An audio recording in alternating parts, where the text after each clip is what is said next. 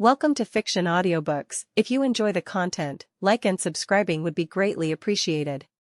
If you have any recommendations for novels, comment below. Please join my Patreon at https://www.patreon.com/fictionaudiobook. Chapter 60, Chapter Titans, today I'm here to give you a very important mission, Kara said, her hands locked behind her back in a military parade rest position, legs evenly spread as she stared at the team gathered in the mountain's grotto. At her side, a pedestal with a box covered in black cloth. Everyone stood a little straighter. Their last mission had been both important and very dangerous, with two members of the League of Assassins protecting their target. Even now, Simon had an inhibitor collar around his neck as he served a sentence in one of Kirak's prisons. Despite being rescued by Corey, Sphere had still bonded with Khan, the boy helping repair some of the damage done by the scientists in Byalia, while Dr. Spencer, the dam woman, was working in collaboration with some of Star Lab's scientists on Queen Bee's pheromones. Corey herself only had an amused smile on her face, the Tamaranine princess knowing Kara well enough to realize when she was having fun. For a second, Kara couldn't help appreciating her girlfriend. The girl had taken off her boots and was resting her legs on the water of the grotto. The Amazonian costume left most of her well-defined tights exposed and really accentuated her curves. At her side, Miss Martian blushed, her eyes glancing between the two girls with what Kara recognized was a knowing look. Focusing on the girl, she narrowed her eyes in suspiciousness but shook her head and continued. These, she said, pulling out 6 small, cylindrical devices. A little smaller than a hand, they were slightly larger on one end, are your new essential equipment.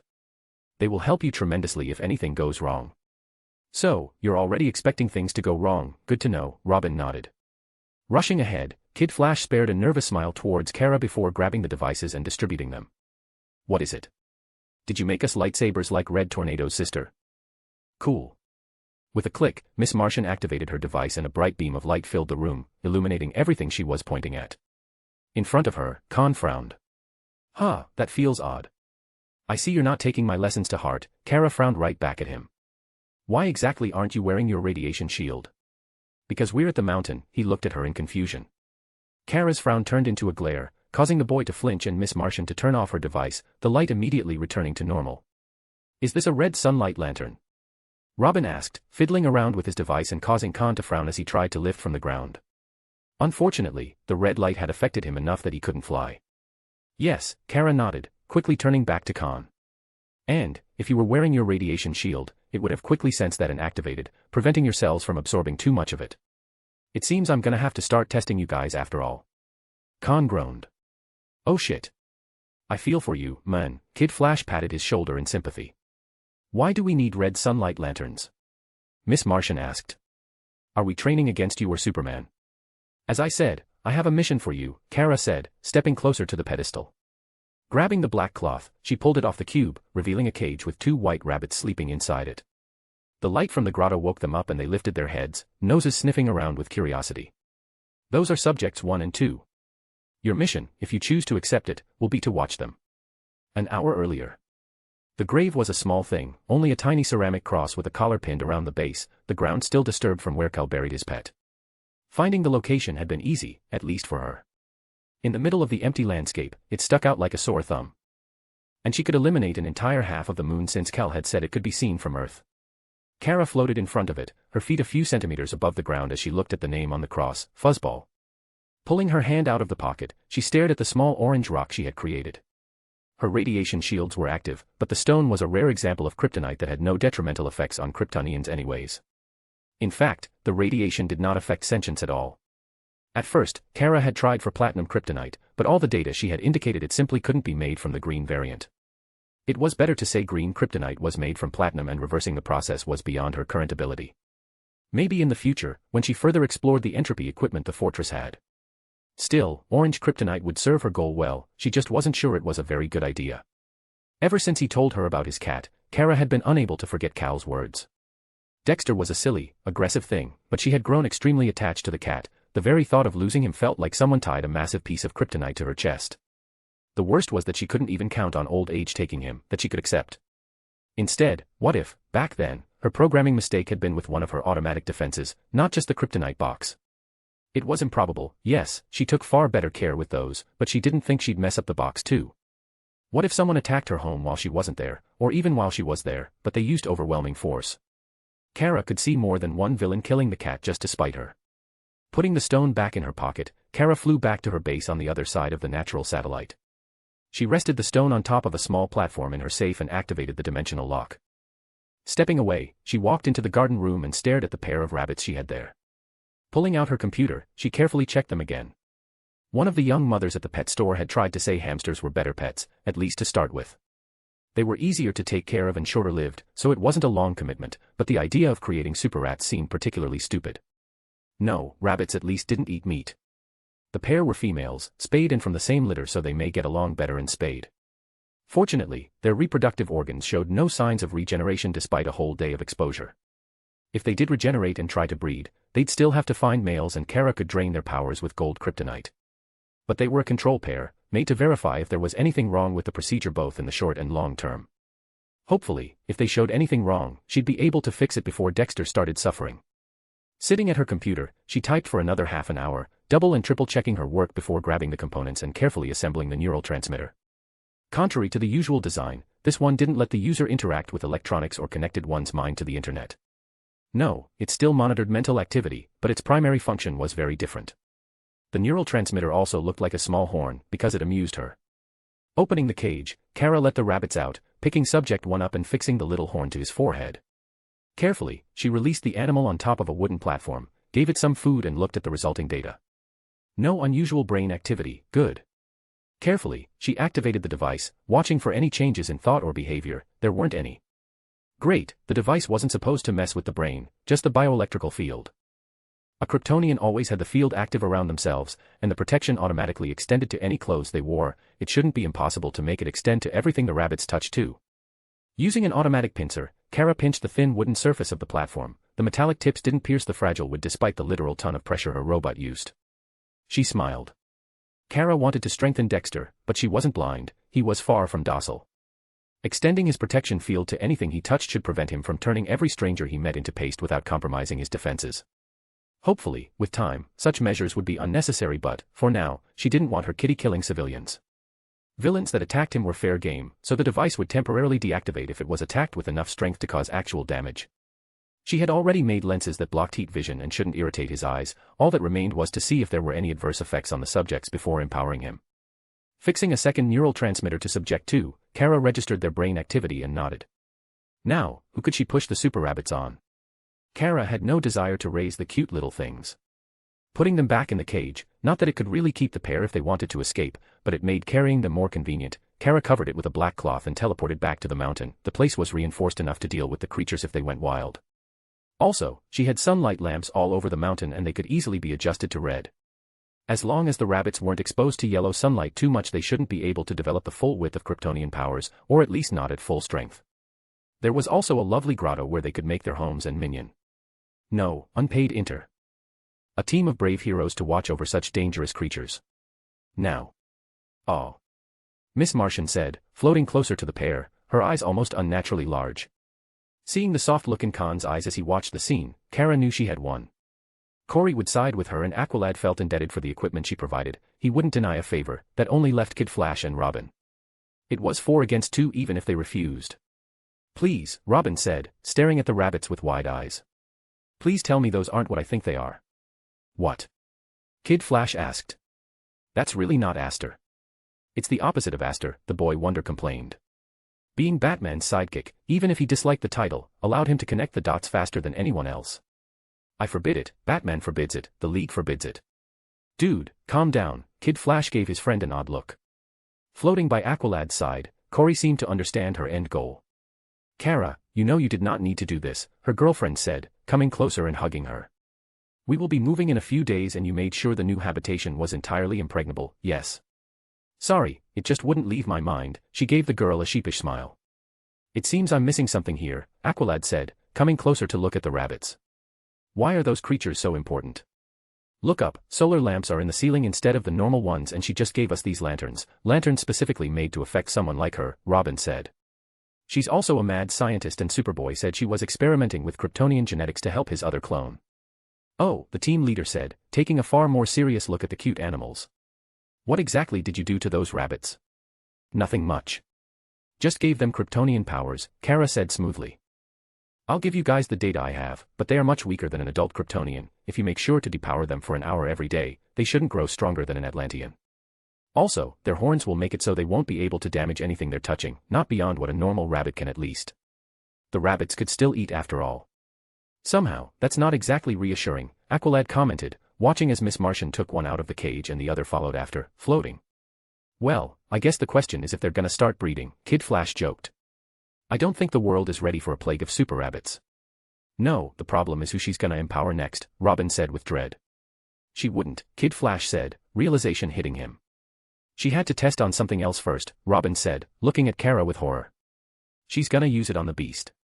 You are evil, Kid Flash said, his entire body shivering. Come on, Dexter isn't that bad, Kara protested. For a second, every Titan but Corey stared at her, disbelief in their faces, even Miss Martian, already holding one of the rabbits to her chest and slowly petting it. If I may ask a question, Aqualad said, hesitantly. For how long can a Kryptonian hold their breath? In good health. Indefinitely, Kara said, unable to help being amused. I was afraid of that, Aqualad sighed and continued in a lower voice. I will need to warn my king. Snatching the second animal from the air, Kara held it up, pink nose turned towards the Titan's leader. So, will you refuse them? Leave the sisters homeless or condemned to the cold, empty halls of the Fortress of Solitude? After all the equipment I supplied you. Aqualad's eyes darted every which way, but even he couldn't ignore Miss Martian's eager gaze or the rabbit's cuteness, getting a nod from Khan and Corey, he sighed. You drive a hard bargain. Yes. Miss Martian shouted. Letting the rest of the Titans get acclimated to their new pets, Kara approached Khan and sat beside him on a rock. How is Imel doing? Confused, her younger cousin said, leaning against the rock she was sitting on and crossing his arms while staring at the girls playing with the animals. He's having problems with Cadmus indoctrination and the learning program you used. Ugh, I had Dub Ilex check him for mental commands, but we didn't want to intrude more. I hope they hadn't progressed with his indoctrination since there weren't any hidden orders. Can you ask Dub Ilex for help again? I talked with Mgan but she's not skilled enough to help him. Of course, but I think Mgan's uncle would be better here.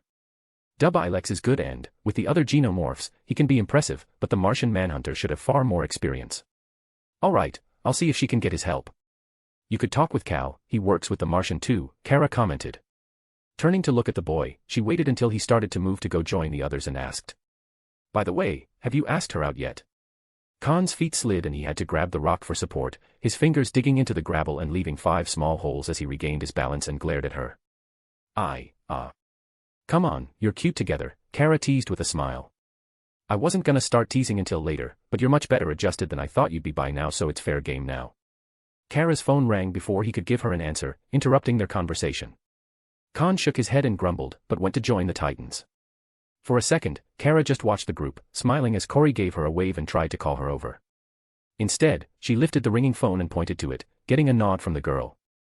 Finally, she activated the sound blocker on her costume and lost her smile, answering the phone with a serious voice. Bobo. Good news, I found them, the chimp said, immediately causing Kara to squeeze the phone tighter. Bad news, they're ready to act, 2 days at most. Are you sure you don't want the super friends involved? Or the junior squad? I'll warn them something is happening, Kara said, looking at the Titans crowded around the horned rabbits. But I'm ready. We're more than enough. Listen, you sure you want to do this, girl? I know you're itching to have a go at the clown and Voton, but some things you just can't take back. You sure you'll be able to look your cousin in the face after this? The furry. That made her pause. Cal had understood her fight against Faust, but he really didn't approve of it. Doing so again would stretch even his goodwill. She had made a lot of progress in their relationship, grown so much closer. Unable to help herself, Kara smiled. I don't care about Batman. Well, I respect him, particularly now that he's working on making improvements, but his opinion doesn't affect me. As for my cousin, he'll be disappointed, but it won't change how he feels about me. She'd like more time to scout out the location and make more contingencies, but she always wanted more time. She could never have too much. Still, she had made enough preparations. Well, at least they're gonna be on watch in case they need to save our butts, the chimp sighed. Guess I'm not drinking tonight, can't have a hangover on the job after all. Taking a deep breath, Kara stretched her neck and got up. Some things just have to be done. I'm willing to go on trial later if Cal wants me to. It shouldn't be that hard for you to avoid hitting the bottle for 1 day. Hey, easy for you to say, not like there's any idiot who would condemn you for it. I'll call the others. Bobo quickly hung up, allowing Kara to turn off her sound filter, her smile returning. Later, she'd have to talk with Corey. She had promised not to fight without her, and she was going to keep it. Thanks to Eric Faust for helping out with the chapter.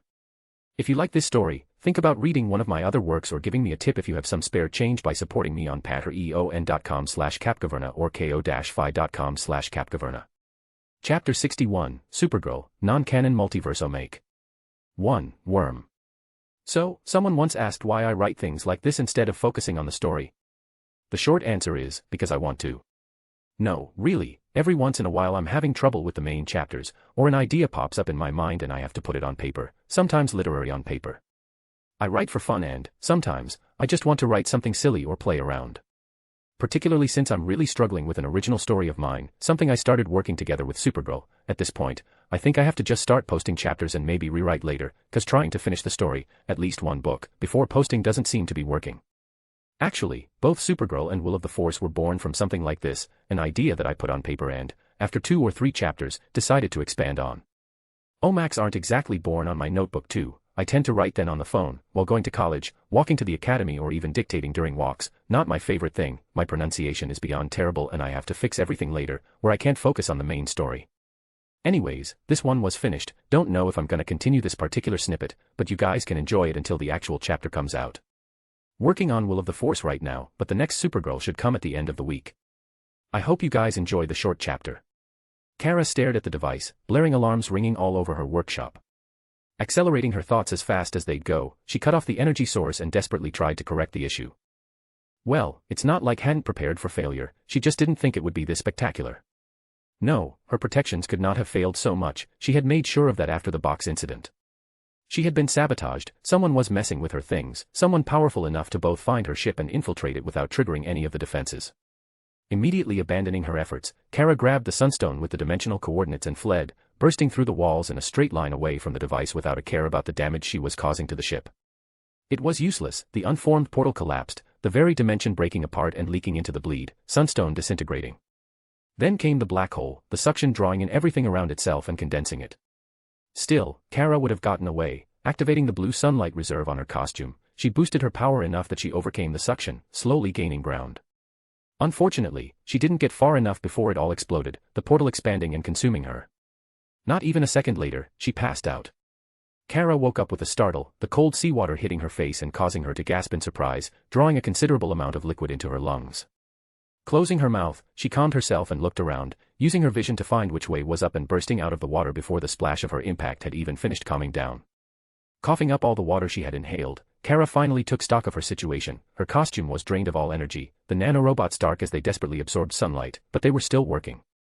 The sunstone was still firmly in her hand, her key to getting back home as soon as she could grow enough to build a new portal, and made sure it hadn't been tampered with. Her own reserves were perfectly fine. No, they were far more than fine. She was dripping with power, the extra energy she got from blue sunlight still in her system and making her body feel bloated with it, even if the rush was fading fast. She still couldn't reliably operate at this level but, thanks to Wrath's attack, her cells were already recovered enough that such short exposure wouldn't cause any damage. The power left her feeling reckless. Invincible. Taking a deep breath, she looked around. Kara was in a small coastal city. All around her, the sky was heavy with rain, but her entrance had blown a hole through the clouds that showered her with warm sunlight. Then she frowned. All around the place, she could hear screams of fear, people rushing around, car horns blaring and a loud evacuation siren blasting the entire location with sound. More interesting, there was a veritable army of superheroes preparing themselves, at least 4 dozen flyers floating above more than 100 earthbound ones. Wow, there were a lot of children there too, small supers that couldn't have been older than Robin. It looked like a desperate last stand. From the crowd, a dragon-headed power armor flew at her. It looked like it could house a pilot but, like her own armor, was acting as a drone, fire blasting from the turbines. 2 other heroes soon joined it as it tried to hail her. Kara was about to fly at them to learn more about the situation when she heard it, the massive sound of water rushing towards the city. Turning around, she narrowed her eyes and improved her vision.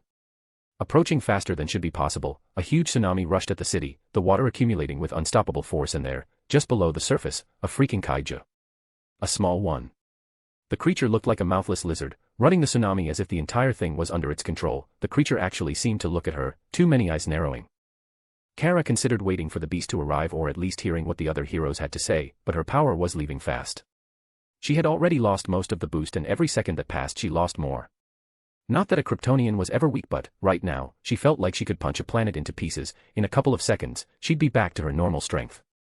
Narrowing her eyes right back at the beast, she moved. With a sonic boom that left a shockwave strong enough to blast water at the approaching heroes, Kara accelerated as much as she dared while in the atmosphere, her entire costume glowing red in a second as the air heated up around her. The creature tried to react, waving an arm at her, but she was too fast, driving her fist into the creature's head with such strength it actually exploded into 1,000 shards of crystal. The tsunami collapsed where she had impacted. Kara was only briefly surprised, but it was still enough for Thing to act, thousands of thin jets of water flying at her with enough strength to cut through even her costume. The rest of the creature's body trying to float away. Opening her eyes wide, Kara blasted at the thing. Instead of a thin stream of heat, the power exploded from her eyes in a wide arc, vaporizing all the water around and hitting the body, melting its arms and legs, as well as most of its body until they were completely gone. Row, she shouldn't have done that. It had taken a lot of the power out of her, but at least she was no longer feeling like she was gonna explode. Her blast had evaporated enough to reveal the seafloor for at least a kilometer around her. Still, the creature, or maybe it was a construct, there were crystalline races in the universe, but they were much rarer than robots. Regardless, the thing was still active, a small, super dense core even she couldn't see through called upon more water to flee. Kara didn't let it.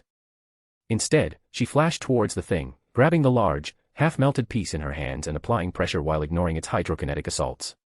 Unfortunately, her power was almost back to normal levels and she couldn't destroy the core with brute force. Worse, she could feel the jets cutting through her costume to leave painful lines on her skin and she wasn't sure they wouldn't dig deeper as her power faded. Around the place, the water was quickly rushing back to fill the hole she had made, waves rushing at her much faster than nature demanded, probably drawn in by the core in her hands. Well, she didn't have to destroy it, since when did she refuse such great study material? If it was a robot it would make for a powerful addition to her Carabots. Pulling out a few drones from her pocket, she gritted her teeth at the pain of the constant attacks and reconfigured her. Every one of her drones was also configured to work as a small teleport grenade, but it didn't take too many to make a dimensional lock. Finally, she released the damn thing between 10 small drones. The core immediately exploded in a burst of water, trying to get away from her, but it wasn't fast enough to flee, the dimensional lock activating and freezing it in place. Right now, even Kara couldn't move it, but it would keep, frozen in place and unable to affect the current dimension until she managed to build the correct tools. Row damn it, why did her ship not make the trip? Floating away from the creature/robot, Kara looked around herself, seeing several flyers coming towards her as fast as they could. Well, time to meet the locals. Thanks to Eric Faust for helping out with the chapter. If you like this story, think about reading one of my other works or giving me a tip if you have some spare change by supporting me on patreon.com/capcaverna or ko-fi.com/capcaverna. Chapter 62, Chapter. Kara made one last adjustment to Corey's power armor and stepped back. Her own armor was larger, entirely black and had predominantly masculine features. Well, it was better to say the armor was unisex, with several armored plates. She also had a heavier model ready in case it was ever needed, one that traded flexibility for strength and defense, but the one she operated as Forge was balanced. Corey's armor took, in some ways, the opposite approach. Made for a mix of agility and flexibility, it was very clearly female. Lighter and sleeker, the armor relied more on a force field for protection over more straightforward means. The material could still take a few Kryptonian-level blows if the force field failed, but the equipment was made to hug Corey's form, allowing for a wide range of movements and not optimized for protection. The helmet was metallic, with only a red visor that blocked some of her field of view, but not enough to cause serious problems. While the armor did have a few projectile weapons, the main offense was the sword of Beowulf at her waist. The sheath had been put inside a metal casing so it wouldn't be immediately recognized, but the sword could easily be drawn out and its magic would augment Corey's already impressive powers and skills. Looking at the end product, Kara nodded. At least the armor should cover the Tamaranian's entire body. Corey had not liked the first version of the armor, the thick metal plates had blocked her movements and, while she hadn't said anything about it, she had clearly disliked the bulky look. Corey wasn't as strong or resistant as some of the supers like Superman, Black Adam, and Martian Manhunter, so improving her defenses was good, but the Tamaranian's sheer martial skill more than made up for any lack of durability. Turning her girlfriend into a tank was meaningless if Kara also curbed her ability to fight effectively. Still, Kara reached for her tools and leaned forward again. Perhaps she could improve the shield's output by another % if only she could. An arm wrapped around her neck and, before she could react, pulled her back, dragging her out of the room without a pause. That will be quite enough, the owner of the arm said, peeved. Corey. Come on, I'm almost done, Kara moaned, but didn't resist too much. Kara, her girlfriend continued to drag her away from the armor as the AI finished its last-minute calibrations. Please, have you not pledged not to spend such an extended period in your laboratory? It's not my laboratory, just the workroom, she complained. Kara didn't have a laboratory at home yet. That particular failing would be ratified once they finally moved into the reformed house. I just wanted to have the armor ready for tomorrow. Your excuses will not fool me. My armor does not need any more adjustments. Corey shook her head and tightened the grip on Kara's neck. Perhaps it is time for you to stop worrying and come eat. You still require rest and nourishment, yes. Conceivably, it could be helpful tonight. Conceivably, Kara grudgingly admitted, her stomach growling at the thought of food and causing her to flush. Yeah, I guess I could eat, thanks. Lifting his head, Dexter seemed to have heard her because he immediately jumped from the sofa and started weaving between their legs, releasing a few meows as if to remind them he wanted food too. No, it's my food, you have your own. Kara glared at the cat, but it only stared back, round eyes slowly eroding her resolve. Turning away before he could win, she saw that Corey had ordered pizza. With a sigh, she sat at the table and watched the tamarinin cover a slice with mustard. I will not be hurt, Corey hugged her, kissing her cheek before floating up to sit at the counter. I understand Earth has a culture of saving damsels, but this princess is entirely capable of fighting by your side. I know, Kara sighed, pulling one of her toppings and dropping it to the cat. Sorry about this. I understand, I worry for your well-being too, Corey gave her a gentle smile. That you have a team ameliorates my worries, but only to a modest degree, wherefore I ask to fight by your side. I cannot stop you from taking risks, I can only be with you when you do. Ugh, ameliorate. Wherefore? Why did Corey have to be so smart and wholesome? Now she really couldn't go back to tinkering. Biting into the pizza, Kara tried to stop thinking about the Injustice League. She really should have just dropped the League on top of them. Perhaps if they had more time, she would.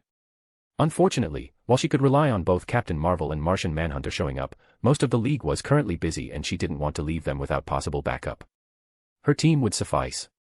The Lanterns were still at war, Wonder Woman as well as the Hawks and Zatara were in the Magic Lands helping Dr. Fate put the magical world in order again after his extended absence, and the Flash was having trouble with an unusually active rogues gallery. Her cousin would show up if needed, but he was helping with several relief efforts and she didn't want to call him away from that to solve her problems, again. Aquaman could be called, but he had just repelled an attack from Black Manta and was recuperating. Red Tornado had taken a family leave so he and his brother could help Danny get settled, and Batman had exhausted himself with the reforms and taking care of Gotham. It wasn't like none of the others would show up if the situation called for it, but stretching the already strained League further was a bad idea. There was always a chance something would happen or the Light would use the fight as a distraction. Asymmetric attritional warfare had been their goal from the beginning after all. So, how did the Titans like the bunnies? They are most delightful. Robin and Kid Flash are still attempting to discover how you plan to use them as weapons, but the others enjoy their presence. Lego morphs can be surprisingly adorable, yes. I suppose I could use them in planetary sieges or something. Kara mumbled. Rabbits can have around 10 to 12 litters a year, with up to 12 kits each. If I release 100 breeding pairs in a resisting planet, very few would actually die and they'd probably devastate the planetary food supply in 6 to 10 years. I wouldn't have to do anything. Also, with Kryptonian powers, they could burrow even in urban areas, causing tremendous infrastructural damage to existing cities even if they didn't attack anyone, making an attack much easier. Bad Kara, Corey booped her in the head. Plotting to starve your enemies is forbidden. Humph, it probably wouldn't work anyways. They'd find out about red sunlight and start exterminating them before too much damage was done. I see. In that case, I shall inform the others you will not be releasing Kryptonian Legomorphs as means of warfare. I am certain Robin and Kid Flash will be most relieved. Say, wanna go dancing at Catwoman's again after this? I kinda liked it. Joy. May I invite Master Diana with me? Sure, I'll call Danny too, we can make this a girls' night out. Having Wonder Woman at Selina's club would be an interesting affair, especially if Ivy was there too after a rescue. Would she agree not to arrest her if Pamela agreed to getting treatment? Well, that was a problem for later. Picking up another topping from her pizza, she cut it into 4 and pushed it toward the cat. At this point, Dexter had jumped on the counter and was watching, a single paw extending forward before Kara glared at him and he pulled back. Pucking her slice, Kara bit into it, enjoying just spending time with Corey and not thinking of anything else. Later, the two of them entered the workroom, both armors ready. Swiftly, Corey turned towards Kara and wrapped her arms around her neck, giving her a kiss that curled her toes and stole her breath. I have been told that giving the kiss of good luck is tradition before such operations. I'm definitely not opposed to it, Kara smiled at her, giving Corey another kiss. Separating, Kara watched as the princess stepped inside her armor and it closed around her. With a hiss, the clasps locked in place, tightening the plates around her and giving her the full width of movement she needed. Corey tested the armor again, bending her body and stretching her limbs, but the equipment only hampered her a little bit. Kara stared at the armor's curves and almost wanted to call it a day. Damn, Corey looked hot in it. Grabbing the helmet, she stopped behind Corey and took a moment to tie her hair before putting it on her and clasping the equipment in place. Snapping her arm up, Corey activated all the guns on the armor, causing 2 missile launchers to rise from her shoulders and both railguns on her arms to glow threateningly red. Lifting her nose into the air, she spoke in a strangely modulated voice. Surrender or be eliminated. Mwahaha. Is that supposed to be me? Kara snorted, stepping away from the armor. Come on, I don't laugh like that. Corey didn't say anything, but Kara could feel her stare even through the armor. Shut up. Anyways, how's the armor? Disturbing yet intriguing. I did not know having such great capacity for destruction could feel so empowering. The weapons are only slightly stronger than your starbolts. The defensive fields and sword are the important bits. Stepping into her own armor, Kara checked one last time to see if everything was working correctly before the both of them stepped into the teleportation platform and disappeared from the apartment. The meeting happened in one of her safe houses. With the ability to teleport and Bobo having left a camouflage surveillance drone watching the building in Midway City, there was no need to be anywhere close before the rescue happened. When she entered the warehouse, Kara couldn't help lifting an eyebrow. On one side, sitting around a table were Detective Chimp, the Shade, and Green Arrow, aka Minion 3 with his armor. On the other, Catwoman, Kiteman and Redby stood awkwardly and kept giving them odd looks. The not-quite-so-famous Redby was an average man. He wore a red costume with only a tiny black mask. His pants were striped red and yellow, reminding her of his namesake, and blue boots. The man looked extremely fit, only slightly behind Batman in that aspect. Kara had done a search on the hero after hearing about him and she was genuinely impressed.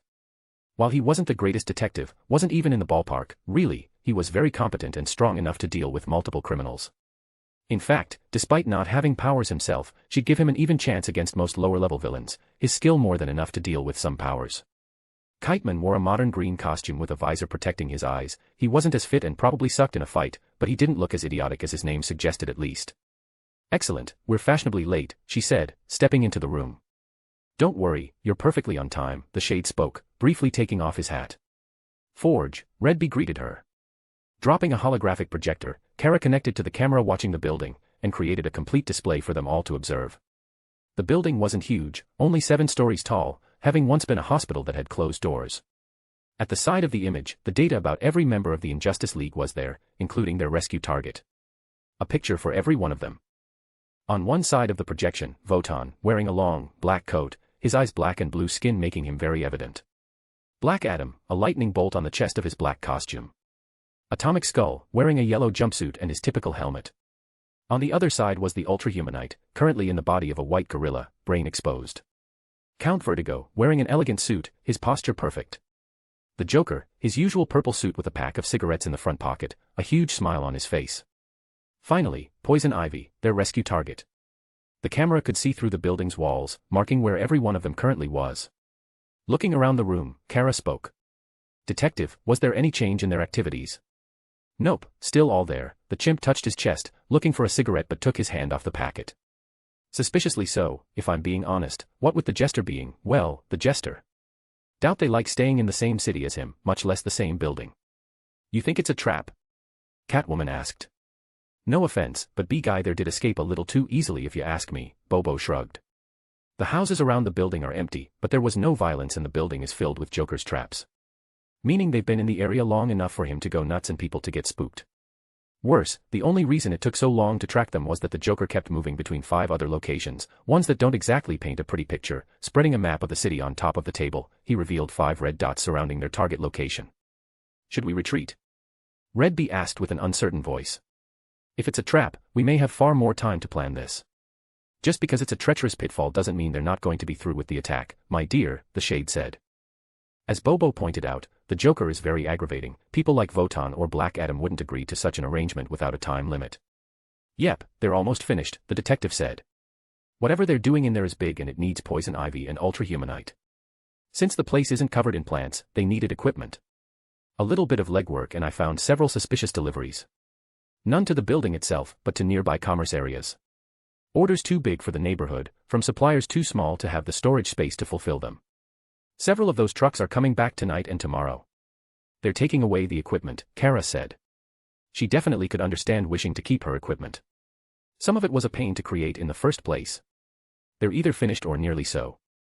Yep, They either attack tomorrow or vanish with the complete product and catch us by surprise later, Bobo shrugged. As I'm sure the detective noticed, the 5 locations he's marked aren't random, the Shade said again. I have made use of something similar before to battle 2 powerful entities. Depending on the details, this may have just become far more dangerous. Looking at the map, Kara immediately noticed the problem, drawing lines between the dots. They easily formed a perfect pentagram around the building they were going to assault, one that covered the entire city. She didn't remember the Injustice League using anything like this to enhance their plans, which meant this was a change, one to strengthen the trap or empower the attack even more. Anything strange at the locations? She asked. Nope, they're empty houses, no carved runes or strange rituals, Bobo said. The Joker isn't exactly known for playing with magic, but the houses did have a story of people going mad. Fuck, another unknown in the attack. What could they use such a ritual for? Votan is Viking while Adam's Egyptian, Bobo said. Since I didn't find any runes in the place, it's not something that's easy to divine. They could be summoning something or empowering Ivy's plants.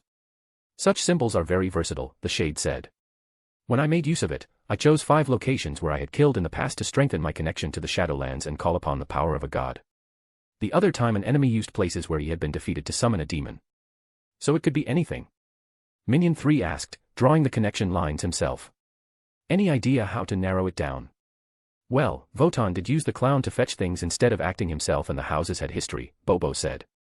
The ritual probably has something to do with madness or trickery, but I really can't narrow it down more. Kara just stared at the building and the pentagram, thinking. Was she really going to attack today? Yes she was. I'm not letting them keep Ivy, Kiteman broke the silence, hands tightened into fists. Whether you help or not, I'm going in. Taking a deep breath, Kara spoke. We'll act today. There are 7 targets, of varying degrees of danger. Catwoman, you've dealt with the Joker before, can you disable his traps? If given time, the woman nodded. But I don't like my chances against any of the big boys. Good, we'll try to simply teleport Ivy out before the fight but, if that fails, you, Red Bee and Kiteman will wait until we engage before infiltrating the building and rescuing Ivy. By that time, the Injustice League should all be busy, so you'll only have to deal with the traps. I have adapted my gliders for stealth operations, they won't be visible and shouldn't trigger any alarms, Kiteman said, pointing at the holographic display. We could enter directly from the 4th floor. I can also help with electronic traps. Seeing as the guy rode on a freaking kite, Kara didn't think he had any technological know-how, she turned to stare at him and he shrugged. I helped build the Joker mobile, Kiteman shrugged, but Kara could feel the anger in his body. I know how he designs things. Good, plan A is simple, my weapons should be able to disable most of them through the walls. At the same time, I'll try to teleport Ivy away, Kara revealed, causing several larger drones to form behind her from the nanomachines. Unfortunately, they're not strong enough to disable Black Adam and, maybe, Votan depending on his defenses, will have to lure them outside. I have made 2 nth metal projectiles that should disable the duo, but I don't want to risk missing by shooting through the walls. Creating the projectiles meant losing her magical defenses on one glove, but she should be able to recover the metal after the fight and she still had her right hand to block magical attacks. It was unfortunate that she couldn't just coat several bullets on the material or shoot minuscule particles, nth metal's disrupting ability increased with the size of the metal, if she made them too small they may not even pierce Black Adam's skin. I don't like the thought of going immediately lethal, Redby protested. I won't aim for any immediately lethal shots, except toward the Joker who was fair game. As long as they survive the initial shot, I can keep them alive. And what if the walls are reinforced with magic? Green Arrow asked. If they can block the opening shots we'll go to plan B, Kara said. Black Adam is arrogant enough that he should still be easily lured outside and disabled. Shade, can you deal with Votan? Easily, the Shade nodded, then adjusted his grip on his cane. Even empowered by a ritual, I should be capable of at least delaying him. Kara nodded, getting ready. Good. Worst case scenario, I and Fatal should be able to fight Black Adam even at full power. I'll be accompanying the cat lady. I know the clown is usually the furry's business, but I've studied his case enough to be useful, Bobo said. Bending down, he pulled out a long case and opened it, lifting a long sword over his shoulders. Seeing Kara's stare, he smiled, showing his large fangs. Felt a little left out at Moro's lab, so a friend lent me a little something. Staring at the sword of night, possibly a stronger blade than the sword of Beowulf at Corey's waist, Kara couldn't help wanting to grab it for herself. She wouldn't, but Rao did she itch too. Well, at least Bobo just became vastly more helpful in this confrontation. What's plan C? Green Arrow absent-mindedly asked, already touching one of Kara's larger drones. Overwhelming firepower, Kara said. If things get too dangerous, we get Ivy away and I blow them all to hell, probably quite literally. I found a way to limit the area of damage from the demo. We will ask for reinforcements, Corey interrupted her. Raining hellfire will be plan Z. Kara looked at her girlfriend and sighed.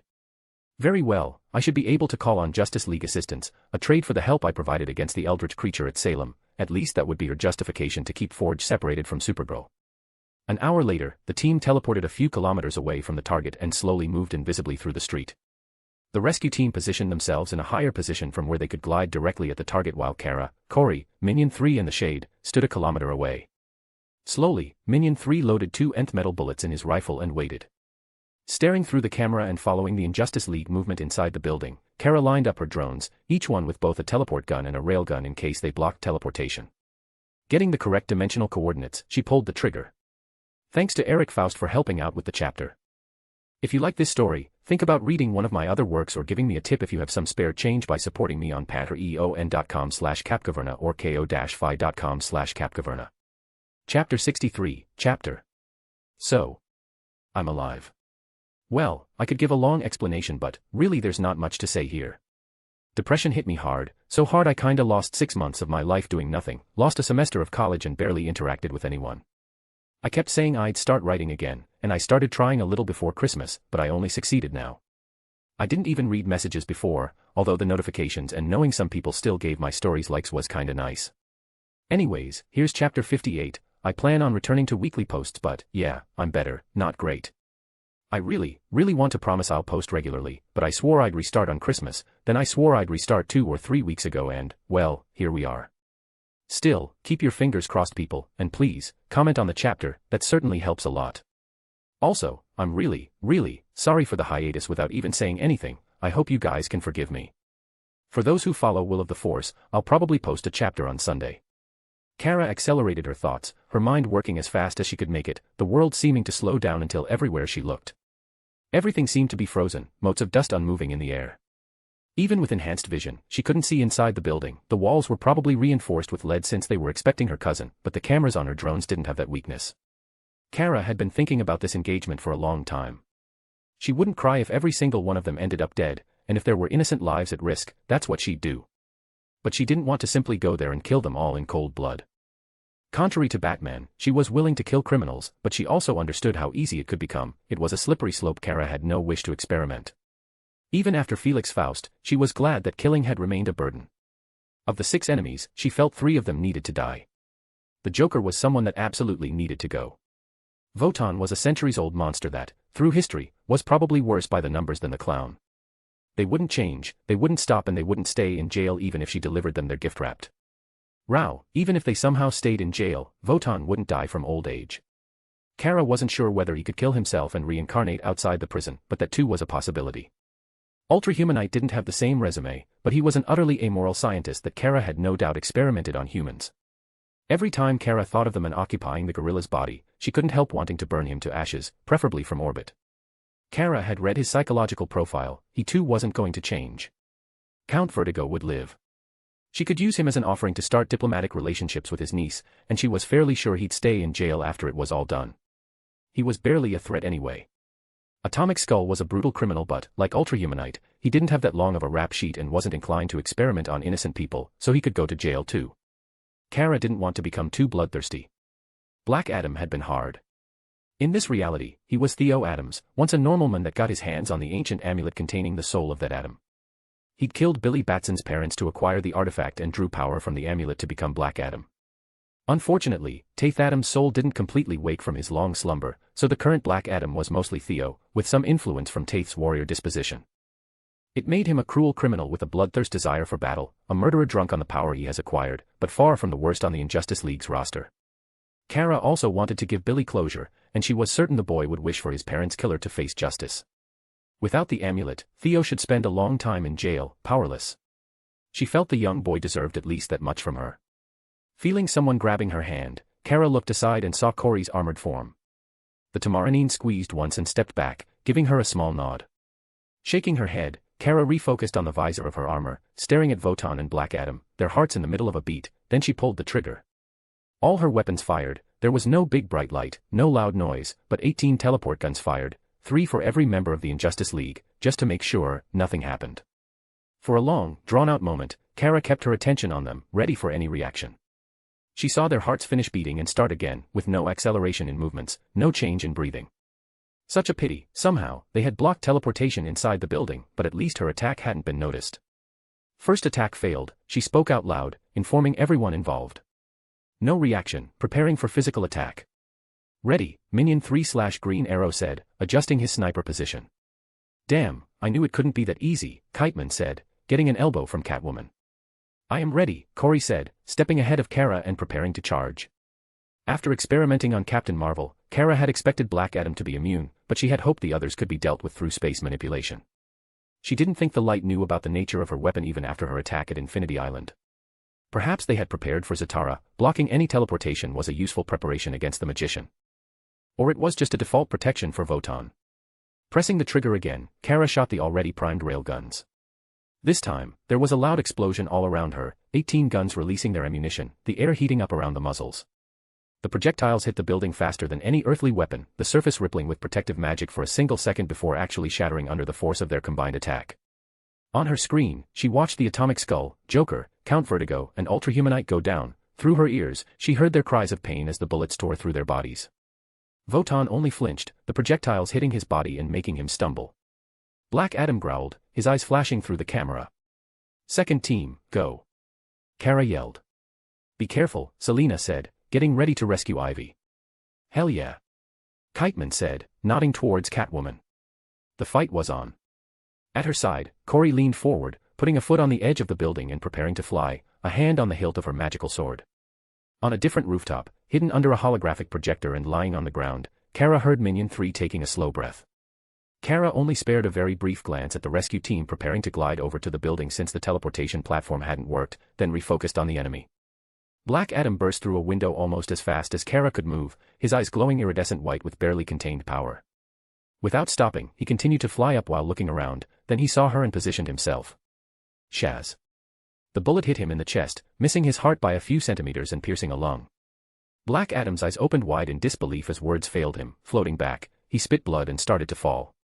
Minion 3 reloaded fast, the empty capsule flying out of the giant sniper as he prepared himself. Votan flew after Black Adam, a cloud of darkness billowing out from around him, eldritch red lightning flowing from inside it.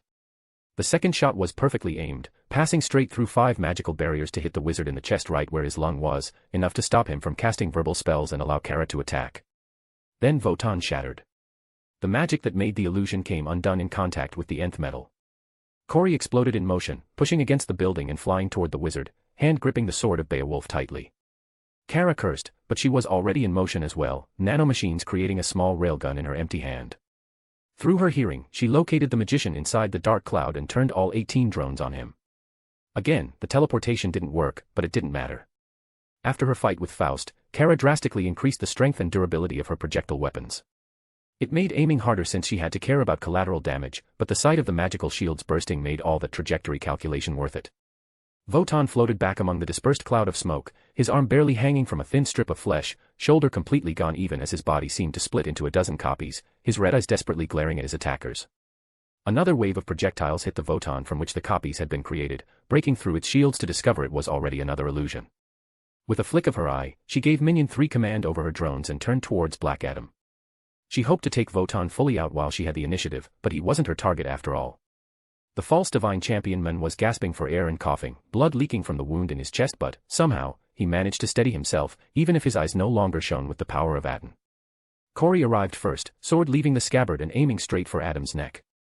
The man reacted fast, managing to use his reflexes to block with his golden arm guards. Kara took the opening, shooting the man right in the chest again, the heated projective connecting with his open wound and exploding. Unfortunately, the localized dimension-breaking effects on the bullet didn't affect him like they had Lobo. Another aspect of the dimensional protections he had. Black Adam still screamed in pain, Corey meanwhile twisted the sword, guiding his arm out of the way and stabbing at his eye. With a shout of rage, he dodged just enough that he got a new haircut, as well as a long scar on his scalp. Even, wounded and weakened, he was fast, too fast. Lifting his other arm, he gripped Corey's wrist, threw her straight up, and coughed. Shazam, then he moved, dodging the incoming lightning bolt. Kara intercepted the bolt before it could hit Corey, using the remaining nth metal in her right gauntlet to actually slap the lightning aside enough it missed her girlfriend. The bolt struck a nearby house, the entire structure simply disintegrating from the sheer strength of the magical attack, the ground exploding and sending giant pieces of the foundation flying up, devastating the surroundings and leaving a scorched, 40 meters deep hole in the ground. On her visor, her armor warned her the bolt had been at least 5 times stronger than anything Captain Marvel had used, including the bolts Mr. Mind had hit her with when he had stolen the power of Zeus. Her armor was specially designed to endure electricity, but it would only block one such blast head-on before some of its defenses were fried. A second hit would probably partially bypass the armor while also frying every system it had. Well, at least it would block an attack, so that was a huge advantage. Another flashing warning on her visor drew her attention back to Votan, who had managed to regain control over the cloud of eldritch darkness, gathering it protectively around his illusions and blocking Minion 3's vision. A huge, scarlet spell mandala started to form all around the darkness, the effect clearly aimed at them. "I'm afraid your opponent is me," said an educated voice right beside Votan, the dark cloud suddenly growing claws and striking every illusion before grabbing the magician and squeezing his body until he screamed. "Very poor choice of elements, I must say. Forge, I require assistance," Corey yelled. Row damn it, at least the shade was dealing with Votan. Her brief distraction, necessary as it had been, still cost them. Black Adam had managed to trade a few blows with Corey, using his bracers to defend against her sword. Kara saw him regaining his bearings and drawing upon Taith Adam's experience. She had hoped to have dealt with him before he had recovered his mind and started to draw upon the ancient general's skills. Now it was going to be so much harder. Throwing Corey to the ground, Black Adam stomped, causing the entire street to shake and creating yet another crater. Corey rolled aside, kicking his legs out from under him.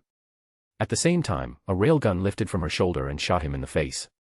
Kara lifted her weapons and also shot him in the face, briefly blinding him and allowing Corey to strike again, a rising slash that left her floating in the air.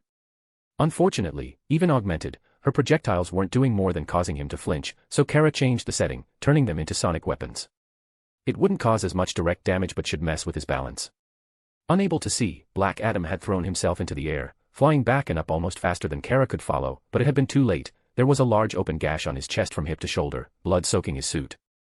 Shazam, he screamed again and twisted aside, the lightning bolt missing his back and aiming in a straight line toward them. Kara couldn't dodge, it was too powerful and was nearly horizontal, it would devastate several blocks before dissipating.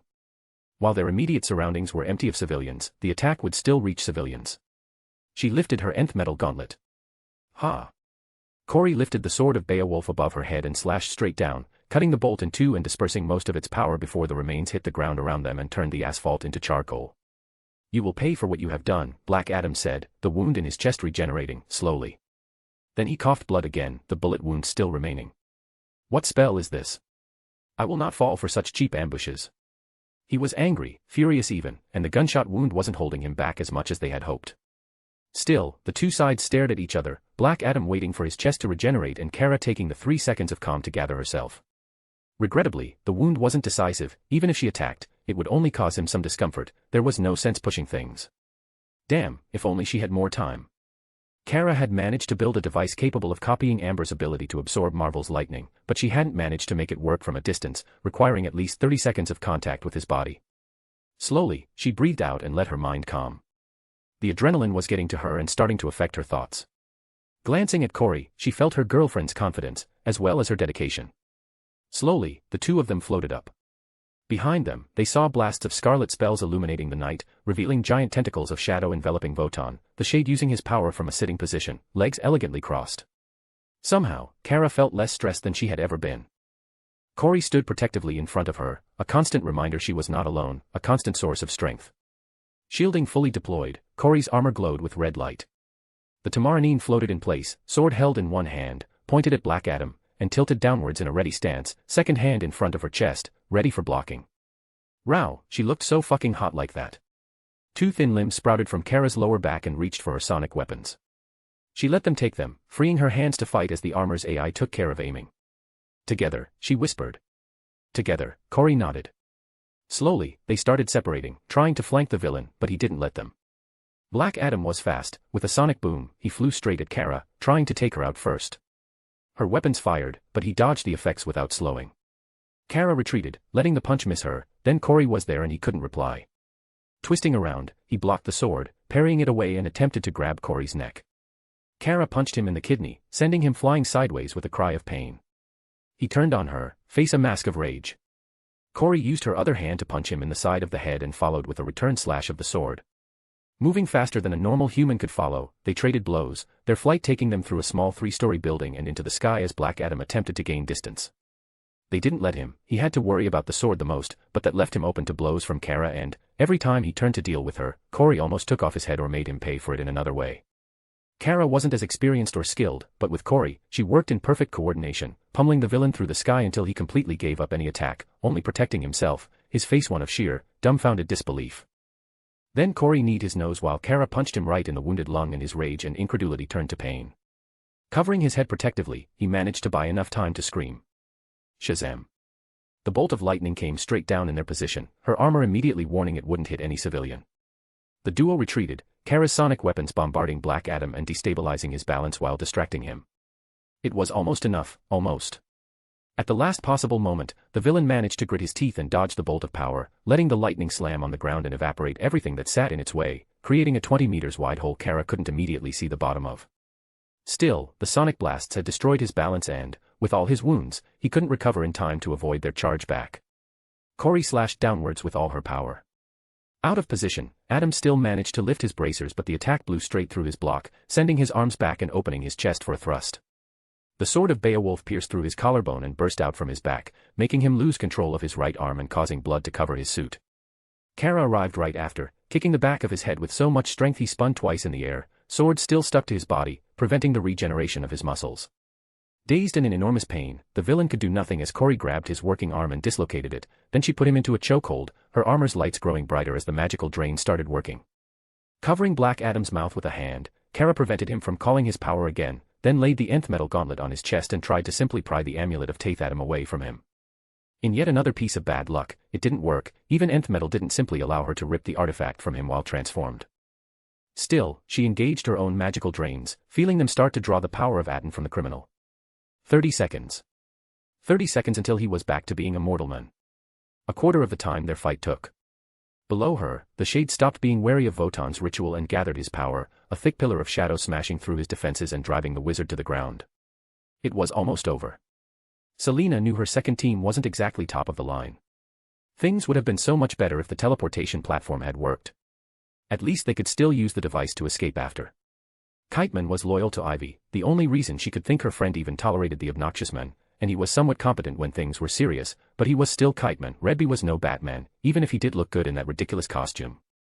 Batman was so busy with that damn Al Ghul hussy anyway, perhaps she could give Red a spin later. That'd teach the Bat to neglect her. Damn it, she really was frustrated. As a cat burglar, her fingers were quite dexterous, but they just weren't enough.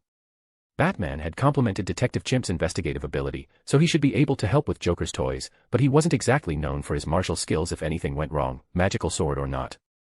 Although, it was a very beautiful sword. The guard had detailed ornaments and it emanated such an interesting aura. Selena turned her face away. Such a pity she was the one to ask for help, and she didn't think Kara would be as forgiving as the Bat. Not with the smoking hot barbarian alien as a girlfriend. Jumping out of the building, she used one of, Kiteman's invisible, noiseless kites to glide toward the open window on the floor Ivy was being held on. Nobody must ever know. Opening her fingers, she dug her claws into the wall, sticking there for a second as she looked at the window. Carefully, she disabled the trap, then spent almost a longer to disable the secondary trap before slipping inside. Only a few seconds later, the others started pushing their way through the window, kites retreating into their backs. Detective Chimp sniffed, then looked around for a second before nodding. This room was clear. According to the cameras, Ivy was in the center of the building, tied to a chair in a small, empty room. Without losing time, both Catwoman and Redby approached the door. Another trap? The hero asked. The clown is annoying like that, Selena nodded. It'd be worse if he didn't expect the Bat, he wouldn't try to be fair with them, so even trying to disarm could be a problem. Detective Chimp tapped his knuckles against the wall, one hand scratching his chin, and then he took a few steps further away from the wall, tapping again, enough to get their attention. With a fast movement, he pierced the sword through the wall and easily cut a large hole in it. That can work, I suppose, Redby said. Never could do that before, Detective Chimp commented. Still, seems even the Joker still expects you to use the door, or he just didn't have enough traps. Shrugging, Catwoman stepped through the wall to see Count Vertigo agonizing on the ground, 3 wounds on the man's chest spilling blood on the floor. Redby approached the villain and dropped 3 of Forge's devices around him. With a hiss, a shield wrapped around the villain, lifting him from the ground without moving his body, then one of the devices sprayed him with some healing agent, plugging the holes to prevent further blood loss before starting to drag him towards the window where they had entered from. Right, more of Kara's ridiculous Kryptonian tech. Drop a few more, she said. Knowing Forge, they'll seek the others on their own. We don't want to spend too long here. Redby nodded and did as ordered. The small army of square devices paused on the floor for a full second, then seemed to flow away looking for more disabled villains to capture. Detective Chimp lifted his sword on his shoulder, laying an arm over the side of the blade and continued on. They all followed him in a straight line towards Ivy's location. Selina's throat felt dry. Dealing with the Joker always left her nervous, and not the good nervous of executing a job. No, the horrible kind, where she could feel goosebumps all over her arms and it made her want to just run away. There was no adrenaline rush, no pleasure of a job well done, just a lot of terrifying moments and, in the end, some relief when nothing happened. He really was the prince of bad jokes. Stepping into the second room, she noticed the walls were vandalized, little drawings of bats were made in what could only be blood and there was a naked dead man in the middle of the room, a giant pentagram drawn around him and a large, colorful box on top of his naked chest. Behind them, the door snapped shut, a clock started to sound from the box. Redby ran towards it, intending to disarm the thing but Selina grabbed his arm. No, it's never that straightforward. What? The hero turned towards her. The clown has a sick sense of humor, the box is either a dud or disarming it won't do anything, she warned. He likes to give people false hope. We can get away, Kiteman hurriedly suggested. There's no way of knowing how large the explosion will be, Detective Chimp noted. Usually, one wouldn't want to affect other rooms because of your teammates, but it's the Joker. With a sigh, Kiteman joined her around the device. Selina was trying to check if it was one of the ones who could be disarmed or a trap to even touch. Detective, can you lend us your sword? The minor villain asked. What? The chimp asked, looking at the box too. You think you can solve it? I told you I worked on some of his devices, Kiteman said. Think you can cut a small hole here? I need to see inside. Well, color her surprised, Celine didn't think the men could be this serious, or this competent. I don't remember you doing anything like this before. I hate the Joker, Kiteman said with a very serious voice, carefully prying the cut metal and looking inside the device. It seems it was a bomb. I know I'm not very talented, but I've hated him for years now, and I can be hardworking when someone motivates me. Now that she thought about it, didn't Kiteman help the Bat put the Joker behind bars the last time too? Well, everyone in Gotham had a reason to hate the clown, but few were that dedicated to it. Can I take a look? She approached. Sure. It has a digital clock, I think you can touch it without triggering if you can cut the purple wire and not touch those on the side, he said, indicating certain pieces while pulling a small string from his costume and handing it to her. But I'm not dexterous enough. I see the failsafe in case you try to cut the power and the one in case you try to take out the explosives, but I think he didn't prevent us from reconfiguring the timer if you can connect this. Selina looked through the small opening and, while she wasn't sure, she agreed.